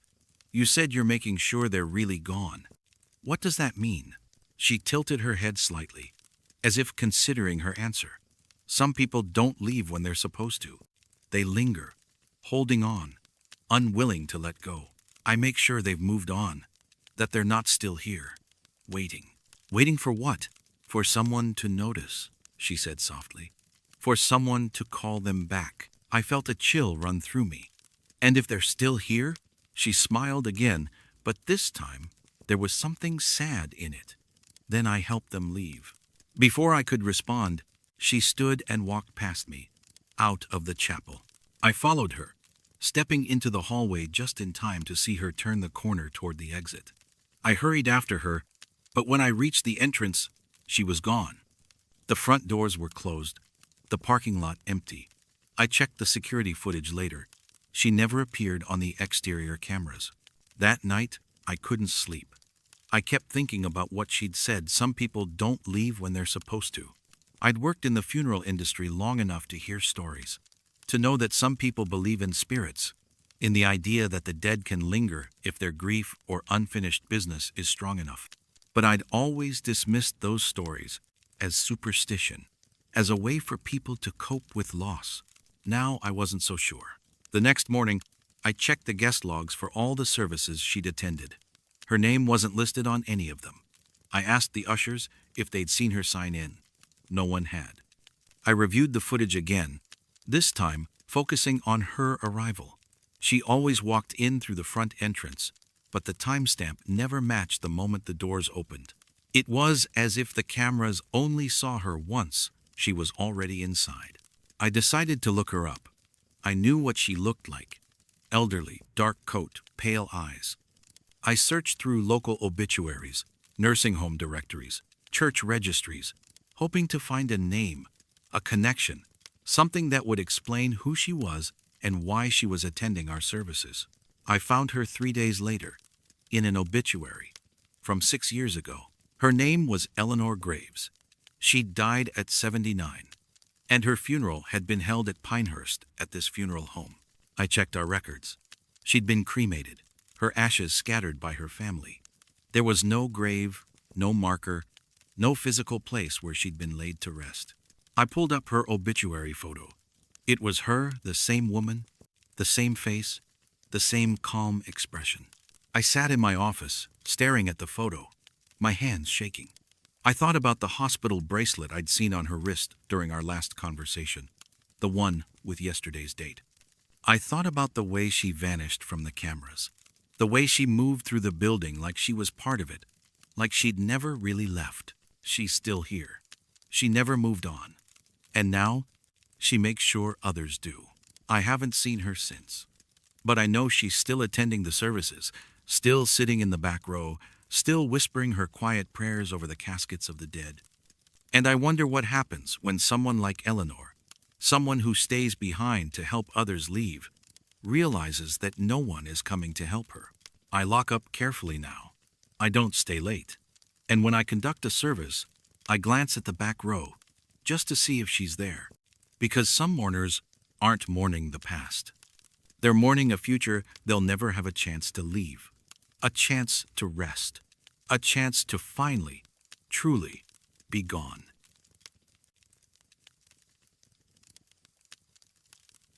Sometimes the ground holds more than it should. My name is Deshawn, and I've been a cemetery surveyor for 9 years. My specialty is digital mapping, taking old paper-based cemetery records and converting them into modern GIS databases. It's tedious work, cross-referencing burial records with physical plot locations, but it's necessary. Cemeteries need accurate maps for future burials, for family inquiries, for legal purposes. A single error in coordinates can cause serious problems down the line. 6 months ago, I was hired by Riverside Memorial Gardens to digitize their entire property. The cemetery has been in operation since 1957, and they'd been using paper maps and handwritten ledgers for decades. My job was to verify every plot, every grave marker, and create a comprehensive digital record. The project was going smoothly until I reached Section 12, one of the older areas near the back of the property. I was cross-referencing the burial records with the physical locations, using GPS coordinates and ground-penetrating radar to verify plot accuracy. Most plots matched up perfectly, the records said. Plot 12-27 was located at specific coordinates, and when I checked, the grave marker was exactly where it should be. But then I found an anomaly. Plot 12-41 had 2 burial records associated with it. The first was from 1981, Janet Holloway, age 67. buried on July 9th. The second was from 2003, Michael Torres, age 53, buried on November 12th. Two different people, two different dates, but the exact same plot coordinates. I assumed it was a clerical error. Someone had transposed numbers, or a plot had been reassigned after exhumation and the records hadn't been updated properly. But when I checked the exhumation logs, there was no record of Janet Holloway's remains ever being relocated. And when I physically visited plot 12-41, there was only one marker, Michael Torres, 1950 to 2003, beloved father and friend. No sign of Janet Holloway. No secondary marker, no indication that anyone else had ever been buried there. I checked the burial permits, death certificates, and funeral home records. Both burials were legitimate, fully documented, with signed permits and official seals. Janet Holloway had been buried at Riverside Memorial Gardens on July 9, 1981. Michael Torres had been buried at the exact same location 22 years later. I brought the discrepancy to the cemetery director, a man named Mr. Landry. He pulled out the old plot maps, the hand-drawn versions from the 80s, and studied them carefully. "This doesn't make sense," he said. "If Janet Holloway was buried here in 1981, the plot should have been marked as occupied. There's no way we would have sold it again in 2003. Could her remains have been moved?" I asked. "Maybe the family relocated her and the records weren't updated." He shook his head. "We keep meticulous exhumation records. If she'd been moved, there would be documentation. We decided the only way to resolve the issue was to excavate. We needed to verify what or who was actually buried in plot 12-41. It wasn't a decision made lightly. Excavations are expensive, disruptive, and emotionally difficult for families. But with two burial records for the same plot, we had no choice. The excavation was scheduled for a Thursday morning, early, before the cemetery opened to visitors. I arrived at 7 a.m. with Mr. Landry, a small excavation crew, and a forensic consultant who specialized in burial site analysis. We'd notified both families, the Holloways and the Torreses, but only the Holloways sent a representative, Janet's son, Richard.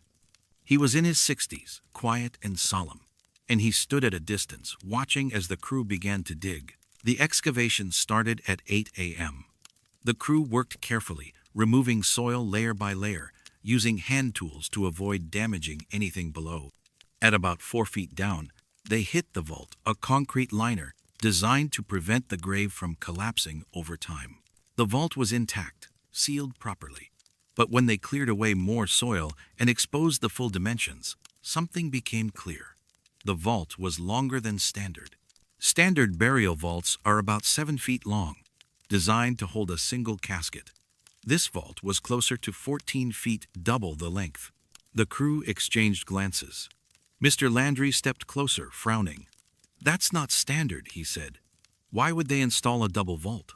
The forensic consultant knelt down and examined the structure. "It's not a double vault," she said slowly. "It's two vaults, stacked vertically." We all stared at her. Stacked vertically? That wasn't possible.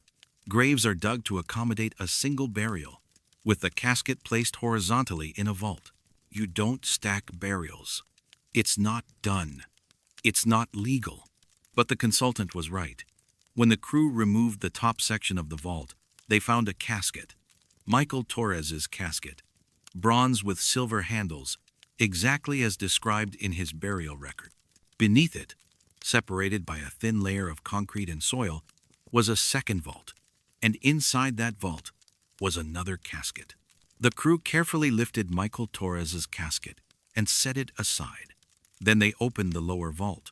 Inside was an older casket, the kind used in the 80s steel with a white interior. The nameplate read, Janet Holloway, 1914 to 1981. She'd been there the whole time. Buried in 1981, her grave recorded and documented. But 22 years later, someone had dug down, placed a second vault directly on top of hers, and buried Michael Torres in the same plot. Richard Holloway stepped forward, his face pale. "That's my mother," he said quietly. "But how is this possible? We have a plot map. We visit her grave every year. This is the right location." Mr. Landry checked the burial permits again. Janet Holloway's permit clearly stated Plot 12-41. Michael Torres's permit stated the same. Both were signed by cemetery officials. Both were legally binding. But only Michael Torres's marker was visible above ground. "Who authorized this?" I asked. "Who would bury someone on top of an existing grave?" Mr. Landry didn't have an answer. He promised to investigate, to review the records, to figure out what had happened. But the more we looked, the less sense it made. The burial crew from 2003 no longer worked at the cemetery. The director who'd signed Michael Torres's permit had retired in 2007 and had since passed away. There was no one left who could explain why the burial had been approved, why the plot had been sold twice, or how the mistake had gone unnoticed for over 20 years. We restored both graves. Janet Holloway was relocated to a new plot, properly marked this time, with a formal ceremony attended by her family. Michael Torres's casket was reinterred in Plot 12-41, and his marker remained in place.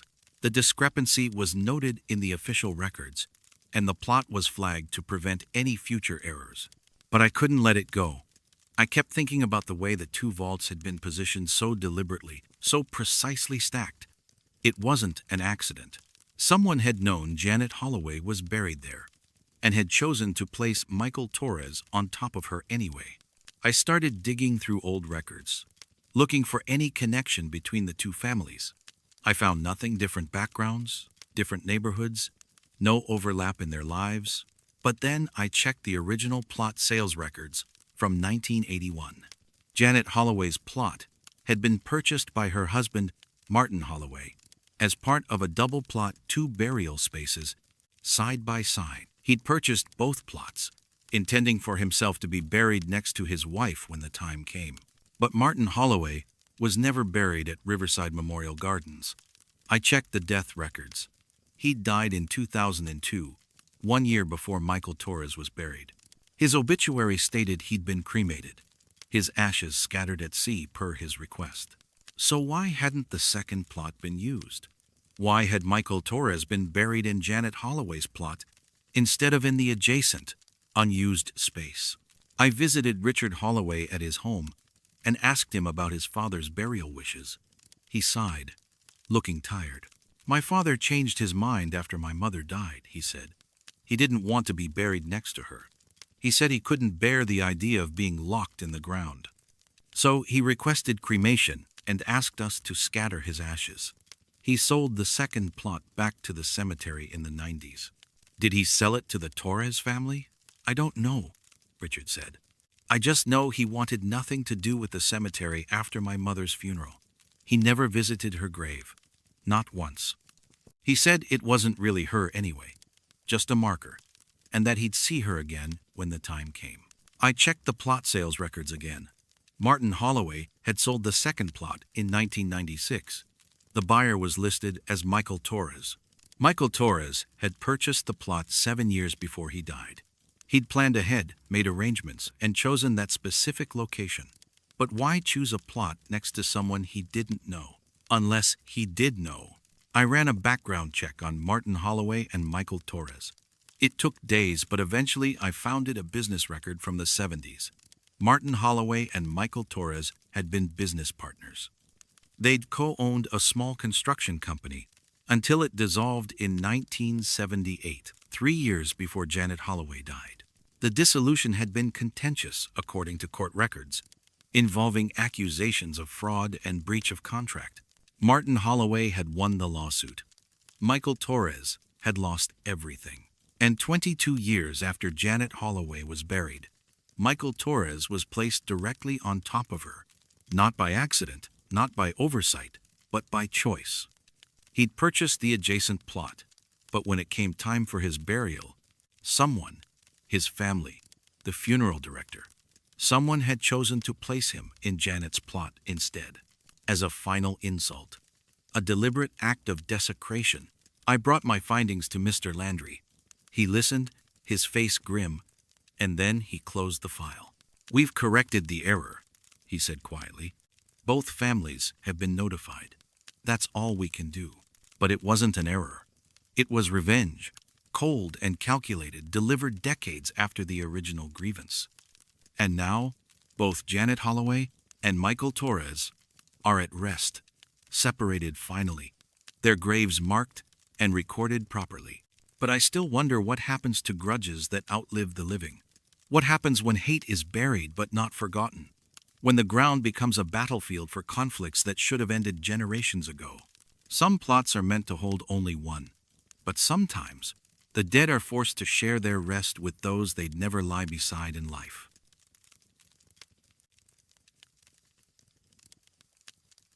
Gifts from the unseen are the hardest to refuse. My name is Iris, and I've been a groundskeeper at Meadowbrook Cemetery for 10 years. It's a small cemetery, only about 15 acres, but it's beautiful rolling hills, mature trees, well-maintained pathways. Part of my job is to keep the graves looking respectful, which means removing dead flowers, straightening tilted markers, and making sure the grounds stay clean and peaceful. It's simple work, and I like the quiet, the routine, the sense that I'm helping families maintain a connection with the people they've lost. Most graves get flowers regularly, weekly, monthly, seasonally. Some families visit every week, bringing fresh bouquets and spending time at the graveside. Others visit less frequently, but you can tell they care by the condition of the grave. And then there are the graves that never get visitors, the ones where the flowers fade and wilt and no one comes to replace them. Those are the ones I pay special attention to, making sure they don't look forgotten. 6 weeks ago, I started noticing something unusual about one particular grave. It's located in Section 4, near the eastern fence, beneath a large willow tree. The marker is small and simple. Emma Grace Sutton, 1984 to 1992, forever in our hearts. A child's grave, which always hits harder than the others. Every morning when I do my rounds, I check the graves in Section 4, removing any wilted flowers or debris. Emma's grave usually has a small stuffed animal or toy left by visitors, but they're old, faded, and I replace them when they get too worn. The grave itself is well maintained, the grass is even, the marker is clean, and there's no sign of neglect. But every morning, without fail, there are fresh white roses on Emma's grave. At first, I assumed a family member was visiting early, before I arrived. But I start my rounds at 6 a.m., just after sunrise, and the roses are always there, perfectly arranged, their stems still damp with dew. I asked the cemetery office if they knew who was leaving them. They didn't. I checked the visitor logs. No one signed in overnight. No one reported visiting Emma's grave recently. I thought maybe the family was entering through a side gate, bypassing the main entrance. So I started arriving earlier, 5:30 a.m., then 5 a.m. But no matter how early I arrived, the roses were already there, fresh and pristine, as if they'd just been placed. I decided to set up a small trail camera, the kind hunters use, hidden in the underbrush near Emma's grave. I positioned it to cover the grave and the surrounding area, and I set it to record overnight. The next morning, I checked the camera. The footage started at dusk, around 7 p.m. For hours, nothing, just the grave, the willow tree, the darkening sky. At 3:17 a.m., the motion sensor triggered. I leaned closer to the screen, watching carefully. The grave was visible, clear under the infrared glow. And then, stepping into frame from the left, was a small figure. A child. She looked about 7 or 8 years old, wearing a simple white dress, her hair long and loose around her shoulders. She was carrying a single white rose, holding it carefully with both hands. She walked slowly to Emma's grave, knelt down, and placed the rose on the marker. Then she stood, folded her hands in front of her, and bowed her head as if in prayer. She stayed like that for several minutes, completely still, and then she turned and walked back out of frame, disappearing into the darkness. I rewound the footage and watched it again. The child's movements were slow, deliberate, almost ritualistic. But what unsettled me most was her face, or rather, the lack of it. The infrared camera should have captured her features clearly, but her face was blurred, indistinct, as if the camera couldn't quite focus on her. I checked the footage from the following nights. Every night, at exactly 3:17 a.m., the child appeared. Same white dress, same white rose, same careful, reverent placement. She never spoke, never looked around, never varied her routine. She simply came, left the rose, and disappeared. I didn't know what to do. I couldn't report this to the cemetery office. What would I even say? That a ghost child was leaving flowers on a grave every night? They'd think I'd lost my mind. But I also couldn't ignore it. Something about the footage, about the way the child moved, felt deeply wrong. I decided to visit Emma's grave during the day and look for clues, anything that might explain who the child was or why she was visiting. The grave itself looked normal. The roses were still there, fresh and perfect, their stems showing no signs of wilting. I picked one up and examined it. The stem was cut cleanly, professionally, as if it had been prepared by a florist. But there was no florist nearby, no flower shop within miles of the cemetery. I checked the surrounding graves, thinking maybe the child was visiting a relative or friend buried nearby. But the closest graves were all adults, people who died decades ago. There were no other children in that section, no markers that might explain a connection. That night, I stayed at the cemetery. I parked my truck near Section 4, out of sight, and waited. At 3 a.m., I walked quietly to Emma's grave and positioned myself behind the willow tree, where I had a clear view of the marker. At 3:17 a.m., the child appeared. She walked from the direction of the eastern fence, moving through the grass with that same slow, deliberate pace. She was carrying a white rose, just like in the footage. I watched as she knelt, placed the rose on the marker, and bowed her head. I stepped out from behind the tree. "Excuse me," I said softly, not wanting to frighten her. The child didn't respond. She didn't move, didn't look up, didn't acknowledge my presence at all. She just stayed there, kneeling, her head bowed. I stepped closer. "Are you all right? Do you need help?" Still nothing.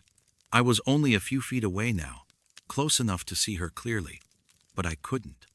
Her face was still blurred, indistinct, as if she were out of focus, even though the rest of her was perfectly clear. Her dress was clean, her hair neatly brushed, but there was something wrong with her, something that made my skin crawl. I reached out, my hand trembling, and tried to touch her shoulder. My hand passed through her, through empty air, as if she weren't really there. She stood up suddenly, smoothly, and turned toward me. For just a moment, her face came into focus. It was Emma. The same face from the photograph on her grave marker, the same soft features, the same gentle expression. But her eyes were empty, dark, and they looked right through me, as if I were the ghost. Then she turned and walked away, disappearing into the darkness. I stood there, shaking, unable to move. After a few minutes, I forced myself to check the grave. The white rose was there, placed carefully on the marker, its petals perfect and unblemished. I haven't stayed overnight since. I still do my morning rounds, still remove the old flowers and keep the graves tidy. And every morning, without fail, there's a fresh white rose on Emma's grave. I don't touch them anymore.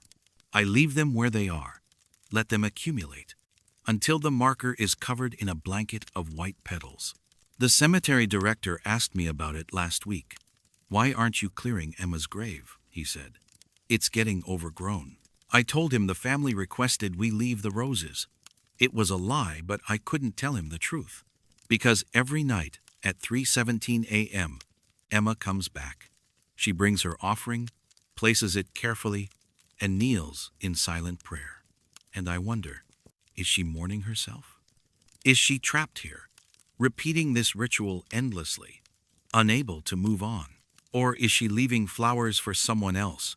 Someone who visits her grave during the day. Someone who needs to know that even in death, they're not alone. I don't have answers. I just have the roses, growing in number, covering Emma's grave in a memorial she gives to herself.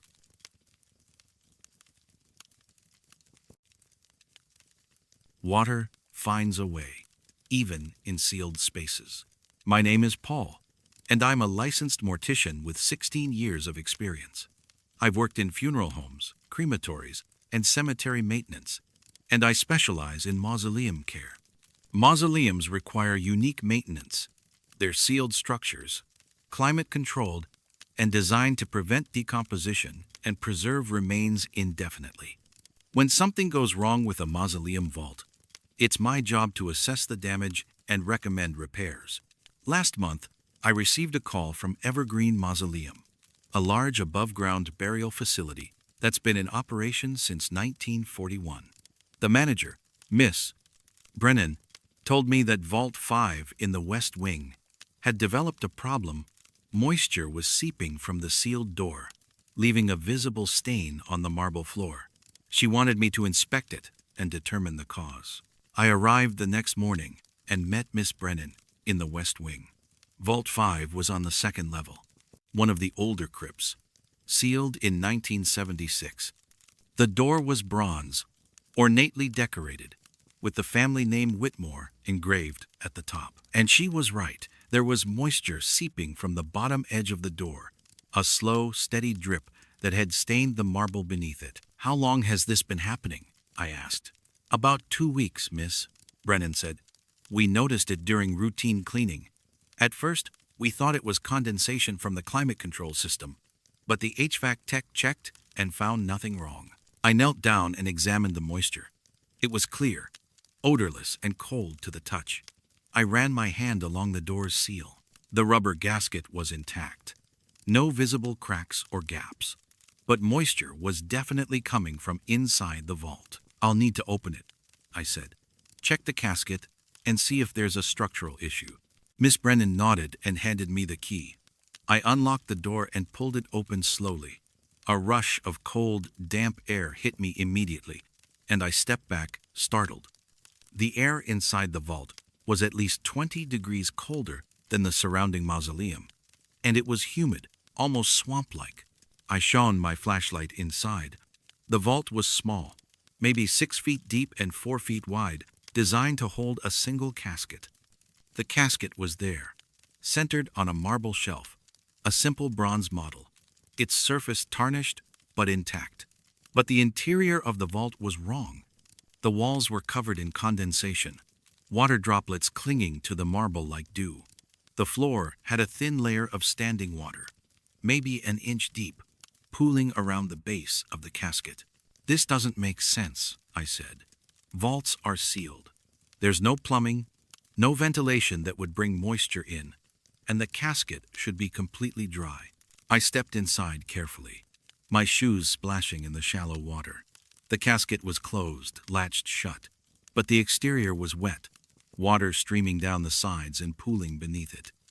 I touched the lid. It was ice cold, colder than anything in a climate-controlled mausoleum should be. I need to open the casket, I said. Miss Brennan hesitated. Is that necessary? If the remains have deteriorated and are leaking fluids, we need to know. It could be a health hazard. She agreed reluctantly, and I carefully unlatched the casket lid. I lifted it slowly, preparing for the worst decomposition, bodily fluids, structural failure. But what I found was stranger. The casket interior was dry, completely dry. The satin lining was pristine, the padding intact. The deceased, a man in his 70s, according to the records, was still there, fully clothed in a dark suit, his hands folded over his chest. His body showed normal signs of mummification, which is expected in sealed caskets. But there was no moisture, no leakage, no sign of decomposition fluids. But his clothes were soaked, not damp-soaked, as if he'd been submerged in water. His hair was wet, plastered to his skull. His suit jacket was dripping, water running down the fabric and pooling beneath him. But the casket lining, the padding, everything around him was bone dry. I closed the lid quickly, my heart pounding. "We need to seal this vault and call in a specialist." Miss Brennan stared at me. "What did you see?" "I don't know," I said honestly. "But something's wrong. Very wrong." We closed the vault door and locked it, and Miss Brennan placed a maintenance notice on the door, restricting access. I filed a report recommending a full structural inspection and possible relocation of the remains. But I couldn't stop thinking about what I'd seen. The soaked clothes, the wet hair, the way water had covered the body but not touched anything else in the casket. 2 days later, Miss Brennan called me again. "It's worse," she said. "You need to come back." I returned that afternoon. When I reached Vault 5, I saw what she meant. The moisture seeping from the door had increased. It was now a steady stream, running down the marble face of the vault and pooling on the floor. And there was something else. On the inside of the bronze door, visible through a small inspection window, was a handprint. A wet handprint, pressed against the glass from the inside. I opened the vault door again, this time with a witness, Miss Brennan, and a cemetery board member. The interior was flooded. The standing water was now 6 inches deep, covering the floor and lapping at the base of the casket. The walls were streaming with moisture, and the temperature had dropped even further. We opened the casket. The deceased was still there, still in the same position, but now his burial clothes were completely drenched. Water was actively dripping from his suit, his hands, his hair, as if he'd just been pulled from a lake. But the casket interior was still dry. The water wasn't coming from decomposition. It was coming from somewhere else. Miss Brennan checked the burial records. The deceased was Martin Whitmore, buried in 1976 after dying in a car accident. But there was an addendum in the file, a note from the medical examiner. Body recovered from vehicle submerged in river. Cause of death, drowning. Martin Whitmore had drowned. His car had gone off a bridge, sunk into the river, and he'd drowned inside it. His body had been recovered 3 days later, waterlogged and swollen, and he'd been embalmed and buried per his family's request. But now, 49 years later, the water had come back. We sealed the vault again, this time with industrial-grade waterproofing, and placed a dehumidifier inside to manage the moisture. But it didn't help. The water kept coming, seeping through the walls, pooling on the floor, soaking the casket. And on the bronze door, new handprints appeared, small, desperate, as if someone inside was trying to get out. The family was contacted. They agreed to have Martin Whitmore's remains relocated to a traditional ground burial. We performed the transfer last week, moving the casket from Vault 5 to a plot in the cemetery's oldest section. The vault was cleaned, sealed, and left empty. But the water never stopped. Even now, with the vault empty, moisture continues to seep from the door. We've checked the surrounding vaults. They're all dry. No issues.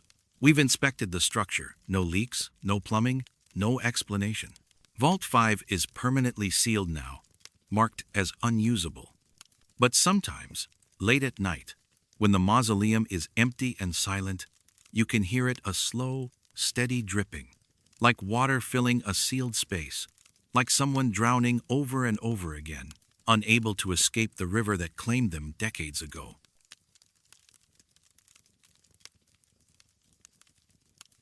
Some sounds come from places sound shouldn't exist. My name is Director Simmons, and I've been running Hillcrest Funeral Home for 22 years.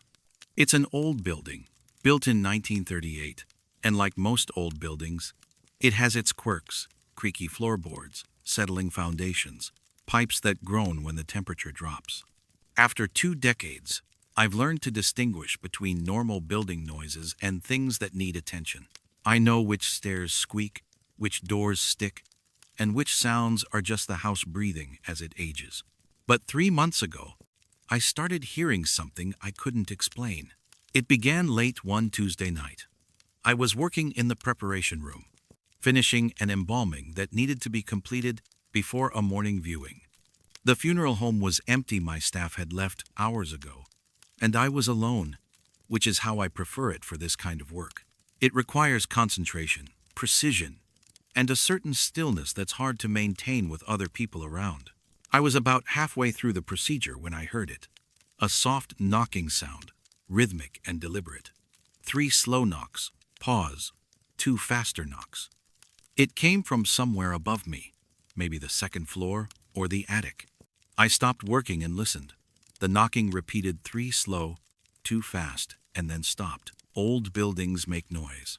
I told myself it was the heating system kicking on, or maybe a loose shutter banging against the siding. I went back to work. 5 minutes later, the knocking started again.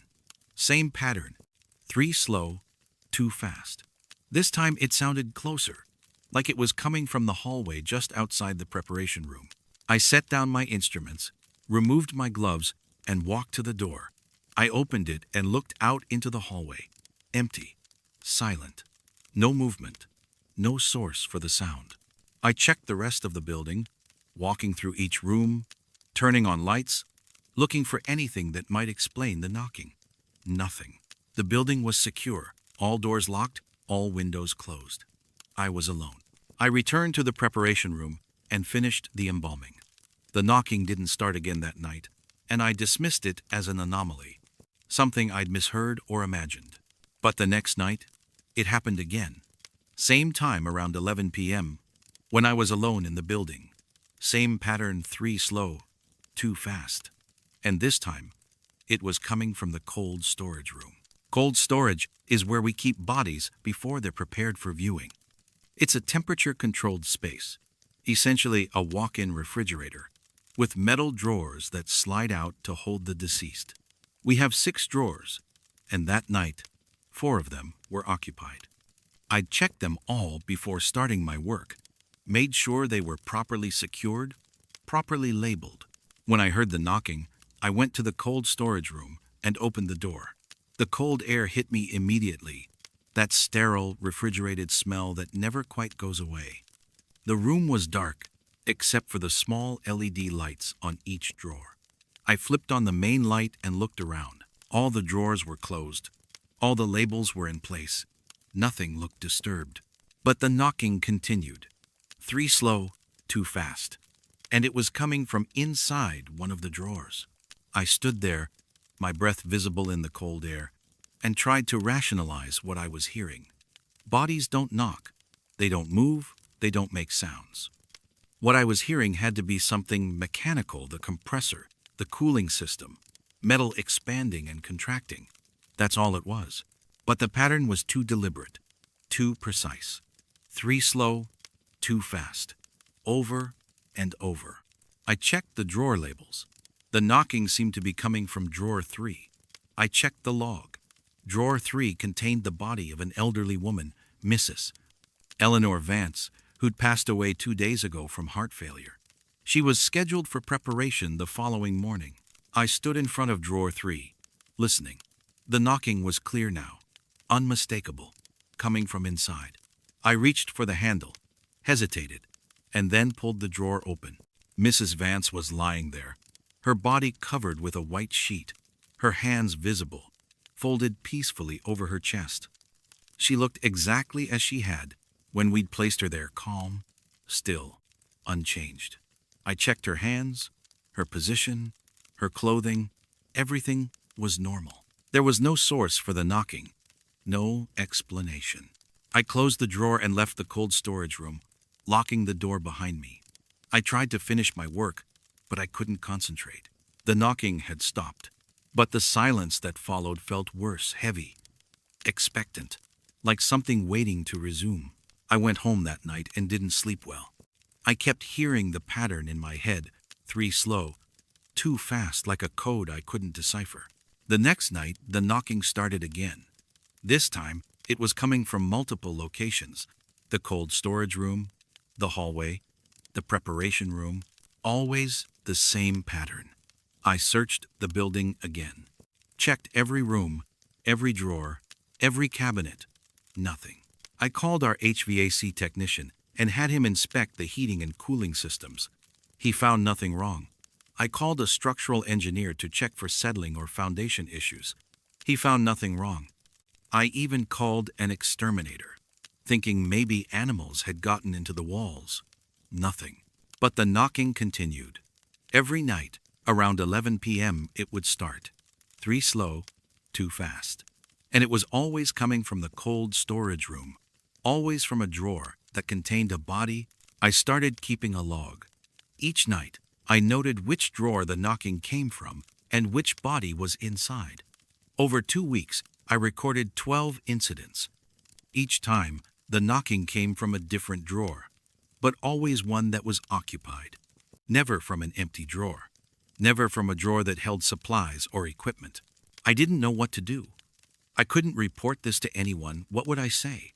That the dead were knocking? That I was hearing sounds that couldn't be explained? I'd lose my license, my reputation, everything I'd built. So I did what any rational person would do. I started working earlier, finishing my tasks before 11 p.m., before the knocking started. I avoided the cold storage room at night, delegated late-night work to my assistant. I convinced myself that if I didn't hear it, it wasn't happening. But last week, something changed. I was locking up for the night, around 10:45 p.m., making my final walkthrough. I checked the cold storage room one last time, confirmed all the drawers were secured, and turned off the lights. As I was leaving, I heard it 3 slow, 2 fast. But this time, it wasn't coming from inside a drawer. It was coming from behind me. I turned around slowly. The cold storage room was dark, the drawers all closed, the LED lights glowing softly. But standing in the center of the room, barely visible in the dim light, was a figure. It was indistinct, shadowy, shaped like a person but wrong. Somehow too tall, too thin, its proportions slightly off. It didn't move. It just stood there, facing me. And then it knocked. 3 times, slow and deliberate, its hand or what looked like a hand rapping against the air, as if there were a door between us. Then 2 times, faster, urgent, and then it was gone. I slammed the cold storage door shut and locked it. I set the alarm, locked the front entrance, and left the building, my hands shaking so badly I could barely get the key in the lock. I haven't been back to the cold storage room at night since. I've rearranged my schedule, delegated all after-hours tasks, and made sure I'm gone before 10 p.m. My assistant asked me why, and I told him the climate control system needs repairs and it's safer not to work late until it's fixed. But the knocking hasn't stopped. My assistant hears it too now. He mentioned it last week, casually, like it was nothing. Hey, do you hear that knocking sometimes? Sounds like it's coming from the storage room. I told him it was the compressor. I told him not to worry about it. But I know what it is. I know that something in that room is trying to communicate, trying to reach out, using the only method available to it, a simple pattern of knocks, repeated endlessly, waiting for someone to understand. 3 slow, 2 fast. I've tried to decode it.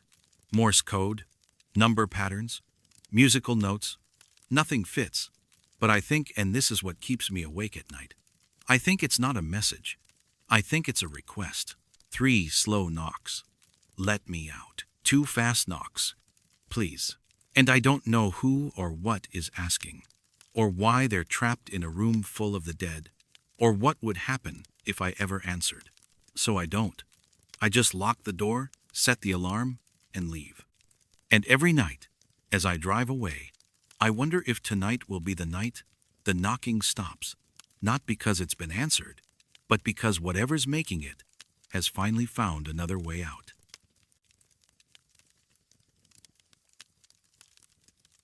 The ground remembers what records forget. My name is Layla, and I've been a cemetery surveyor for 13 years. My work involves verifying plot locations, updating maps, and ensuring that burial records match the physical layout of the cemetery.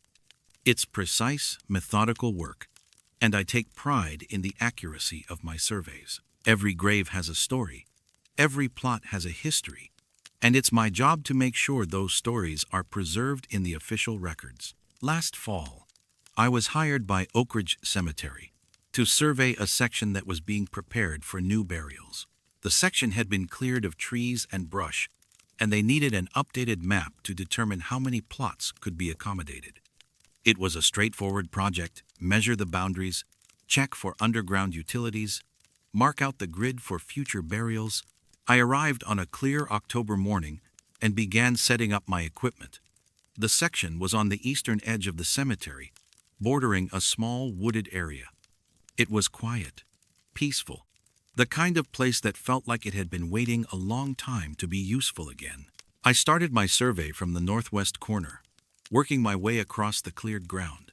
About 20 feet in, my ground-penetrating radar picked up something unusual. There was a large rectangular object buried about 2 feet below the surface, far too shallow for a standard burial, but clearly man-made. I flagged the location and continued my survey, thinking it might be an old utility line or drainage pipe. But as I worked, I found 2 more similar objects, both at roughly the same depth, both rectangular and symmetrical. By the end of the day, I'd identified 7 anomalies scattered across the section, all at depths between 2 and 3 feet. I reported my findings to the cemetery manager, Mr. Torres. He pulled out the historical maps and searched through the burial records. According to the documents, the eastern section had never been used for burials. It had been designated as future expansion space since the cemetery opened in 1924, but no plots had ever been sold or occupied. Could be debris from construction, Mr. Torres said. Old building materials, scrap metal, something left behind when they cleared the land originally. But the objects were too uniform, too deliberately placed. I recommended excavation to verify what we'd found. Mr. Torres agreed, and we scheduled a dig for the following week. When the excavation crew arrived, I showed them the location of the first anomaly. They began digging carefully, removing soil layer by layer. At 2 feet down, they hit something solid wood, old and rotted, but still intact enough to form a recognizable shape. It was a casket. A small casket, maybe 4 feet long, the kind used for children. The wood was rough, unpainted, held together with rusted nails. There was no nameplate, no markings, nothing to indicate who was inside. We stopped the excavation immediately. Mr. Torres called the county coroner and filed a report. Unregistered burials are rare, but they happen usually paupers' graves or burials from before modern record-keeping. The coroner arrived that afternoon, examined the casket, and authorized us to continue carefully. We opened the casket. Inside were the remains of a child, badly decomposed, wrapped in what looked like a simple cotton shroud. There were no personal effects, no jewelry, no clothing that could help identify them, just bones and fragments of cloth.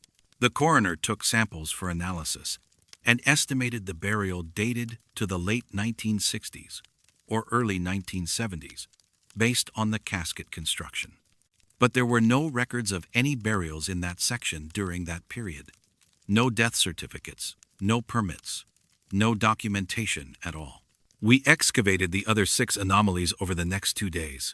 Each one contained a similar casket, small, rough, unmarked. Each one contained the remains of a child. 7 children, buried in secret, forgotten by history. Mr. Torres contacted the local historical society and the police. They searched through old records, missing persons reports, anything that might explain who these children were and how they ended up buried in an unmarked section of the cemetery. They found nothing. No missing children from that era, no unexplained deaths, no reports that matched the time frame or location. But inside one of the caskets, tucked beneath the shroud, we found something: a small notebook, water-damaged and fragile, but still partially legible. The pages were filled with handwritten entries, dates and names, written in faded pencil. The entries were simple. March 1967, baby girl, no name, mother too young. July 1968, baby boy, born too early, father unknown. December 1969, baby girl, mother unmarried, family ashamed. There were 7 entries in total, spanning from 1967 to 1972. Each entry described a child born in secret, unwanted or unable to be claimed, buried quietly and without ceremony. At the end of the notebook, there was a final entry, written in a different hand. If you're reading this, I'm still down here. Please tell someone. Please don't let us be forgotten.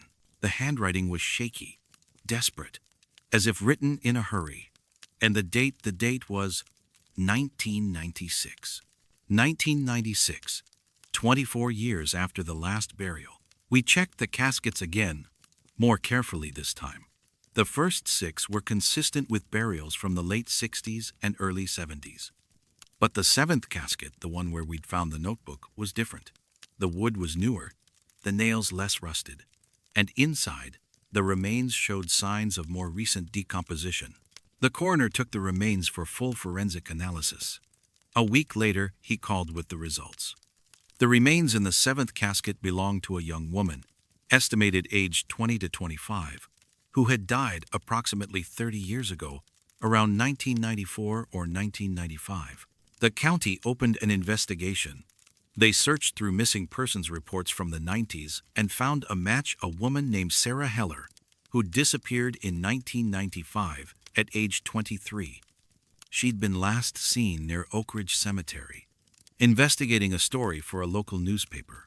She was writing an article about forgotten graves, unmarked burials, and the history of the cemetery.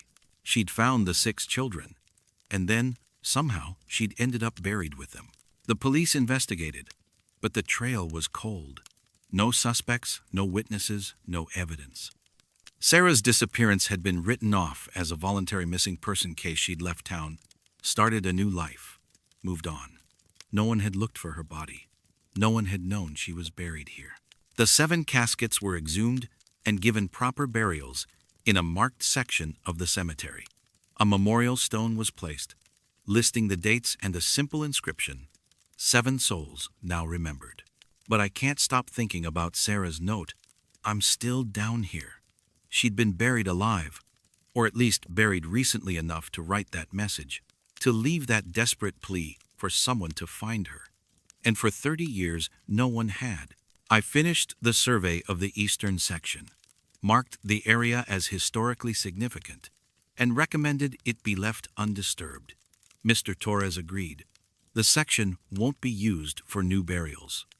It's a memorial now, a reminder of what can be lost when records fail, when people are forgotten, when the ground holds secrets that no map can reveal. But sometimes, late at night, I think about that notebook, about Sarah's final words, and I wonder if I hadn't been there with my ground-penetrating radar, if I hadn't flagged those anomalies, would anyone have ever found them? Or would they still be down there, forgotten, waiting for someone to read their story and tell the world they existed?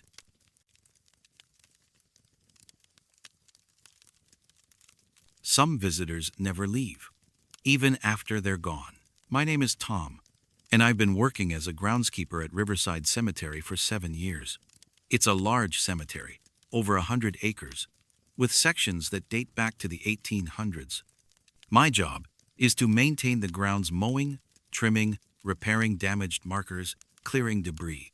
I work early mornings, usually starting around 6 a.m.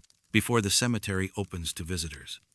It's peaceful work, and I like the solitude, the quiet hours when it's just me and the graves. About 2 months ago, I started noticing a regular visitor, an older man, maybe in his 60s, who came to the cemetery at dawn every day. He always visited the same grave, Section 7, Plot 42. I'd see him as I was starting my rounds, standing at the graveside, his head bowed, his hands clasped in front of him. He never stayed long, maybe 10 or 15 minutes, and then he'd leave, walking slowly back to the parking lot. I didn't think much of it at first. People visit graves at all hours, especially early in the morning when they want privacy. But after a few weeks, I started to recognize him: the same dark coat, the same flat cap, the same deliberate, measured walk. He was there every morning, without fail, rain or shine. One morning, I decided to approach him. I wanted to make sure he was all right, to see if he needed anything. I walked over to section 7, moving quietly, so as not to startle him. He was standing at the grave, his head bowed, just as I'd seen him before. "Good morning," I said gently. He didn't respond. He just stood there, motionless, his eyes fixed on the headstone. I stepped closer. "Sir, are you all right?" Still nothing. I looked at the headstone to see whose grave he was visiting. The marker was simple: Margaret Hollis, 1938 to 2025. Beloved wife and mother. Margaret Hollis had died 3 months ago. I remembered her burial. It had been a small service, just family, very quiet. The grave was well maintained, with fresh flowers and a small American flag placed near the marker. "Were you close to her?" I asked, trying to make conversation. The man finally looked up at me. His face was pale, deeply lined, his eyes hollow and tired. He smiled faintly and said, "I visit every day. I promised her I would." "That's very kind," I said. "I'm sure she'd appreciate it." He nodded and turned back to the grave. I stood there for a moment longer, and then I left him alone. It seemed like he needed the privacy. Over the next few weeks, I saw him every morning. Same time, same place, same ritual. I'd nod to him as I passed, and he'd nod back, but we never spoke again. He seemed peaceful, content, like his daily visits were giving him comfort. Then, one morning, he wasn't there. I finished my rounds and noticed his absence. It was the first time in almost 2 months that he hadn't shown up. I thought maybe he was sick, or maybe he decided to visit at a different time. But the next morning, he was absent again. And the next. After a week, I started to worry. I didn't know his name, didn't have any way to contact him, but I felt like I should check on him. So I went to the cemetery office and asked if they had any records of regular visitors to Margaret Hollis's grave. The clerk checked the visitor logs. There were no sign-ins for Section 7, no registered visitors for Margaret Hollis since her burial. Visitors aren't required to sign in, but most people do, especially if they're coming regularly. "Maybe he just didn't sign in," the clerk said. "Some people prefer to keep their visits private." I described the man to her: dark coat, flat cap, about 60 years old. She shook her head. "I don't remember seeing anyone matching that description." I let it go, but I couldn't stop thinking about him. The following week, I visited Margaret Hollis's grave myself, just to see if he'd left anything behind: flowers, a note, something to indicate he'd been there. The grave looked exactly as it had when he'd been visiting: fresh flowers, neatly trimmed grass, the American flag still in place. Then I noticed something odd.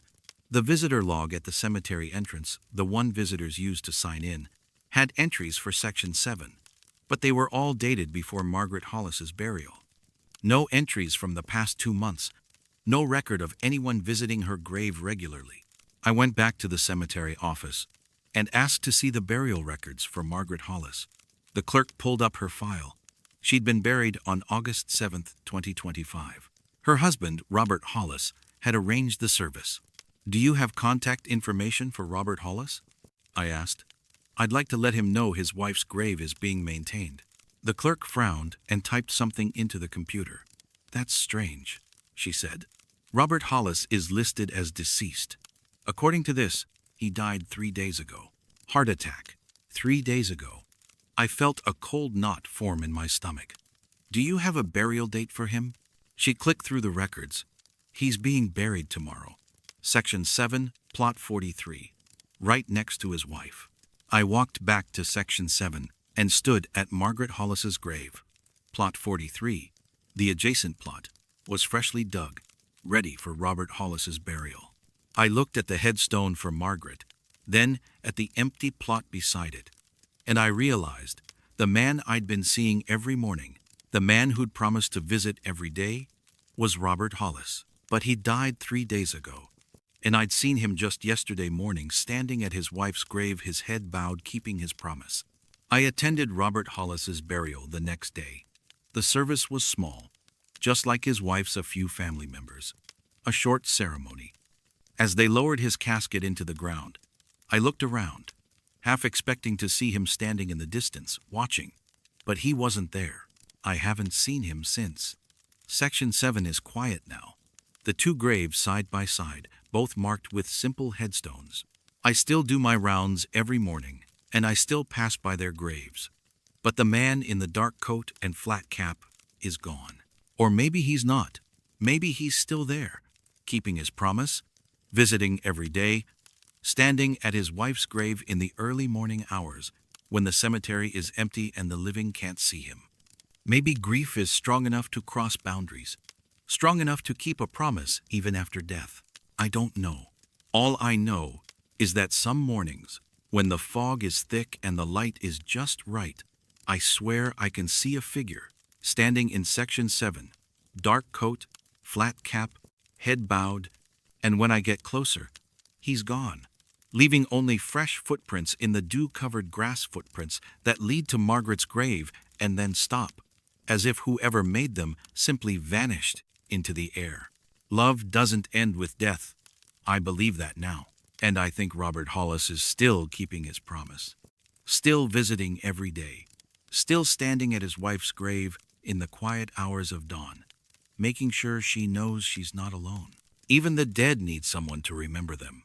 And sometimes they remember us too.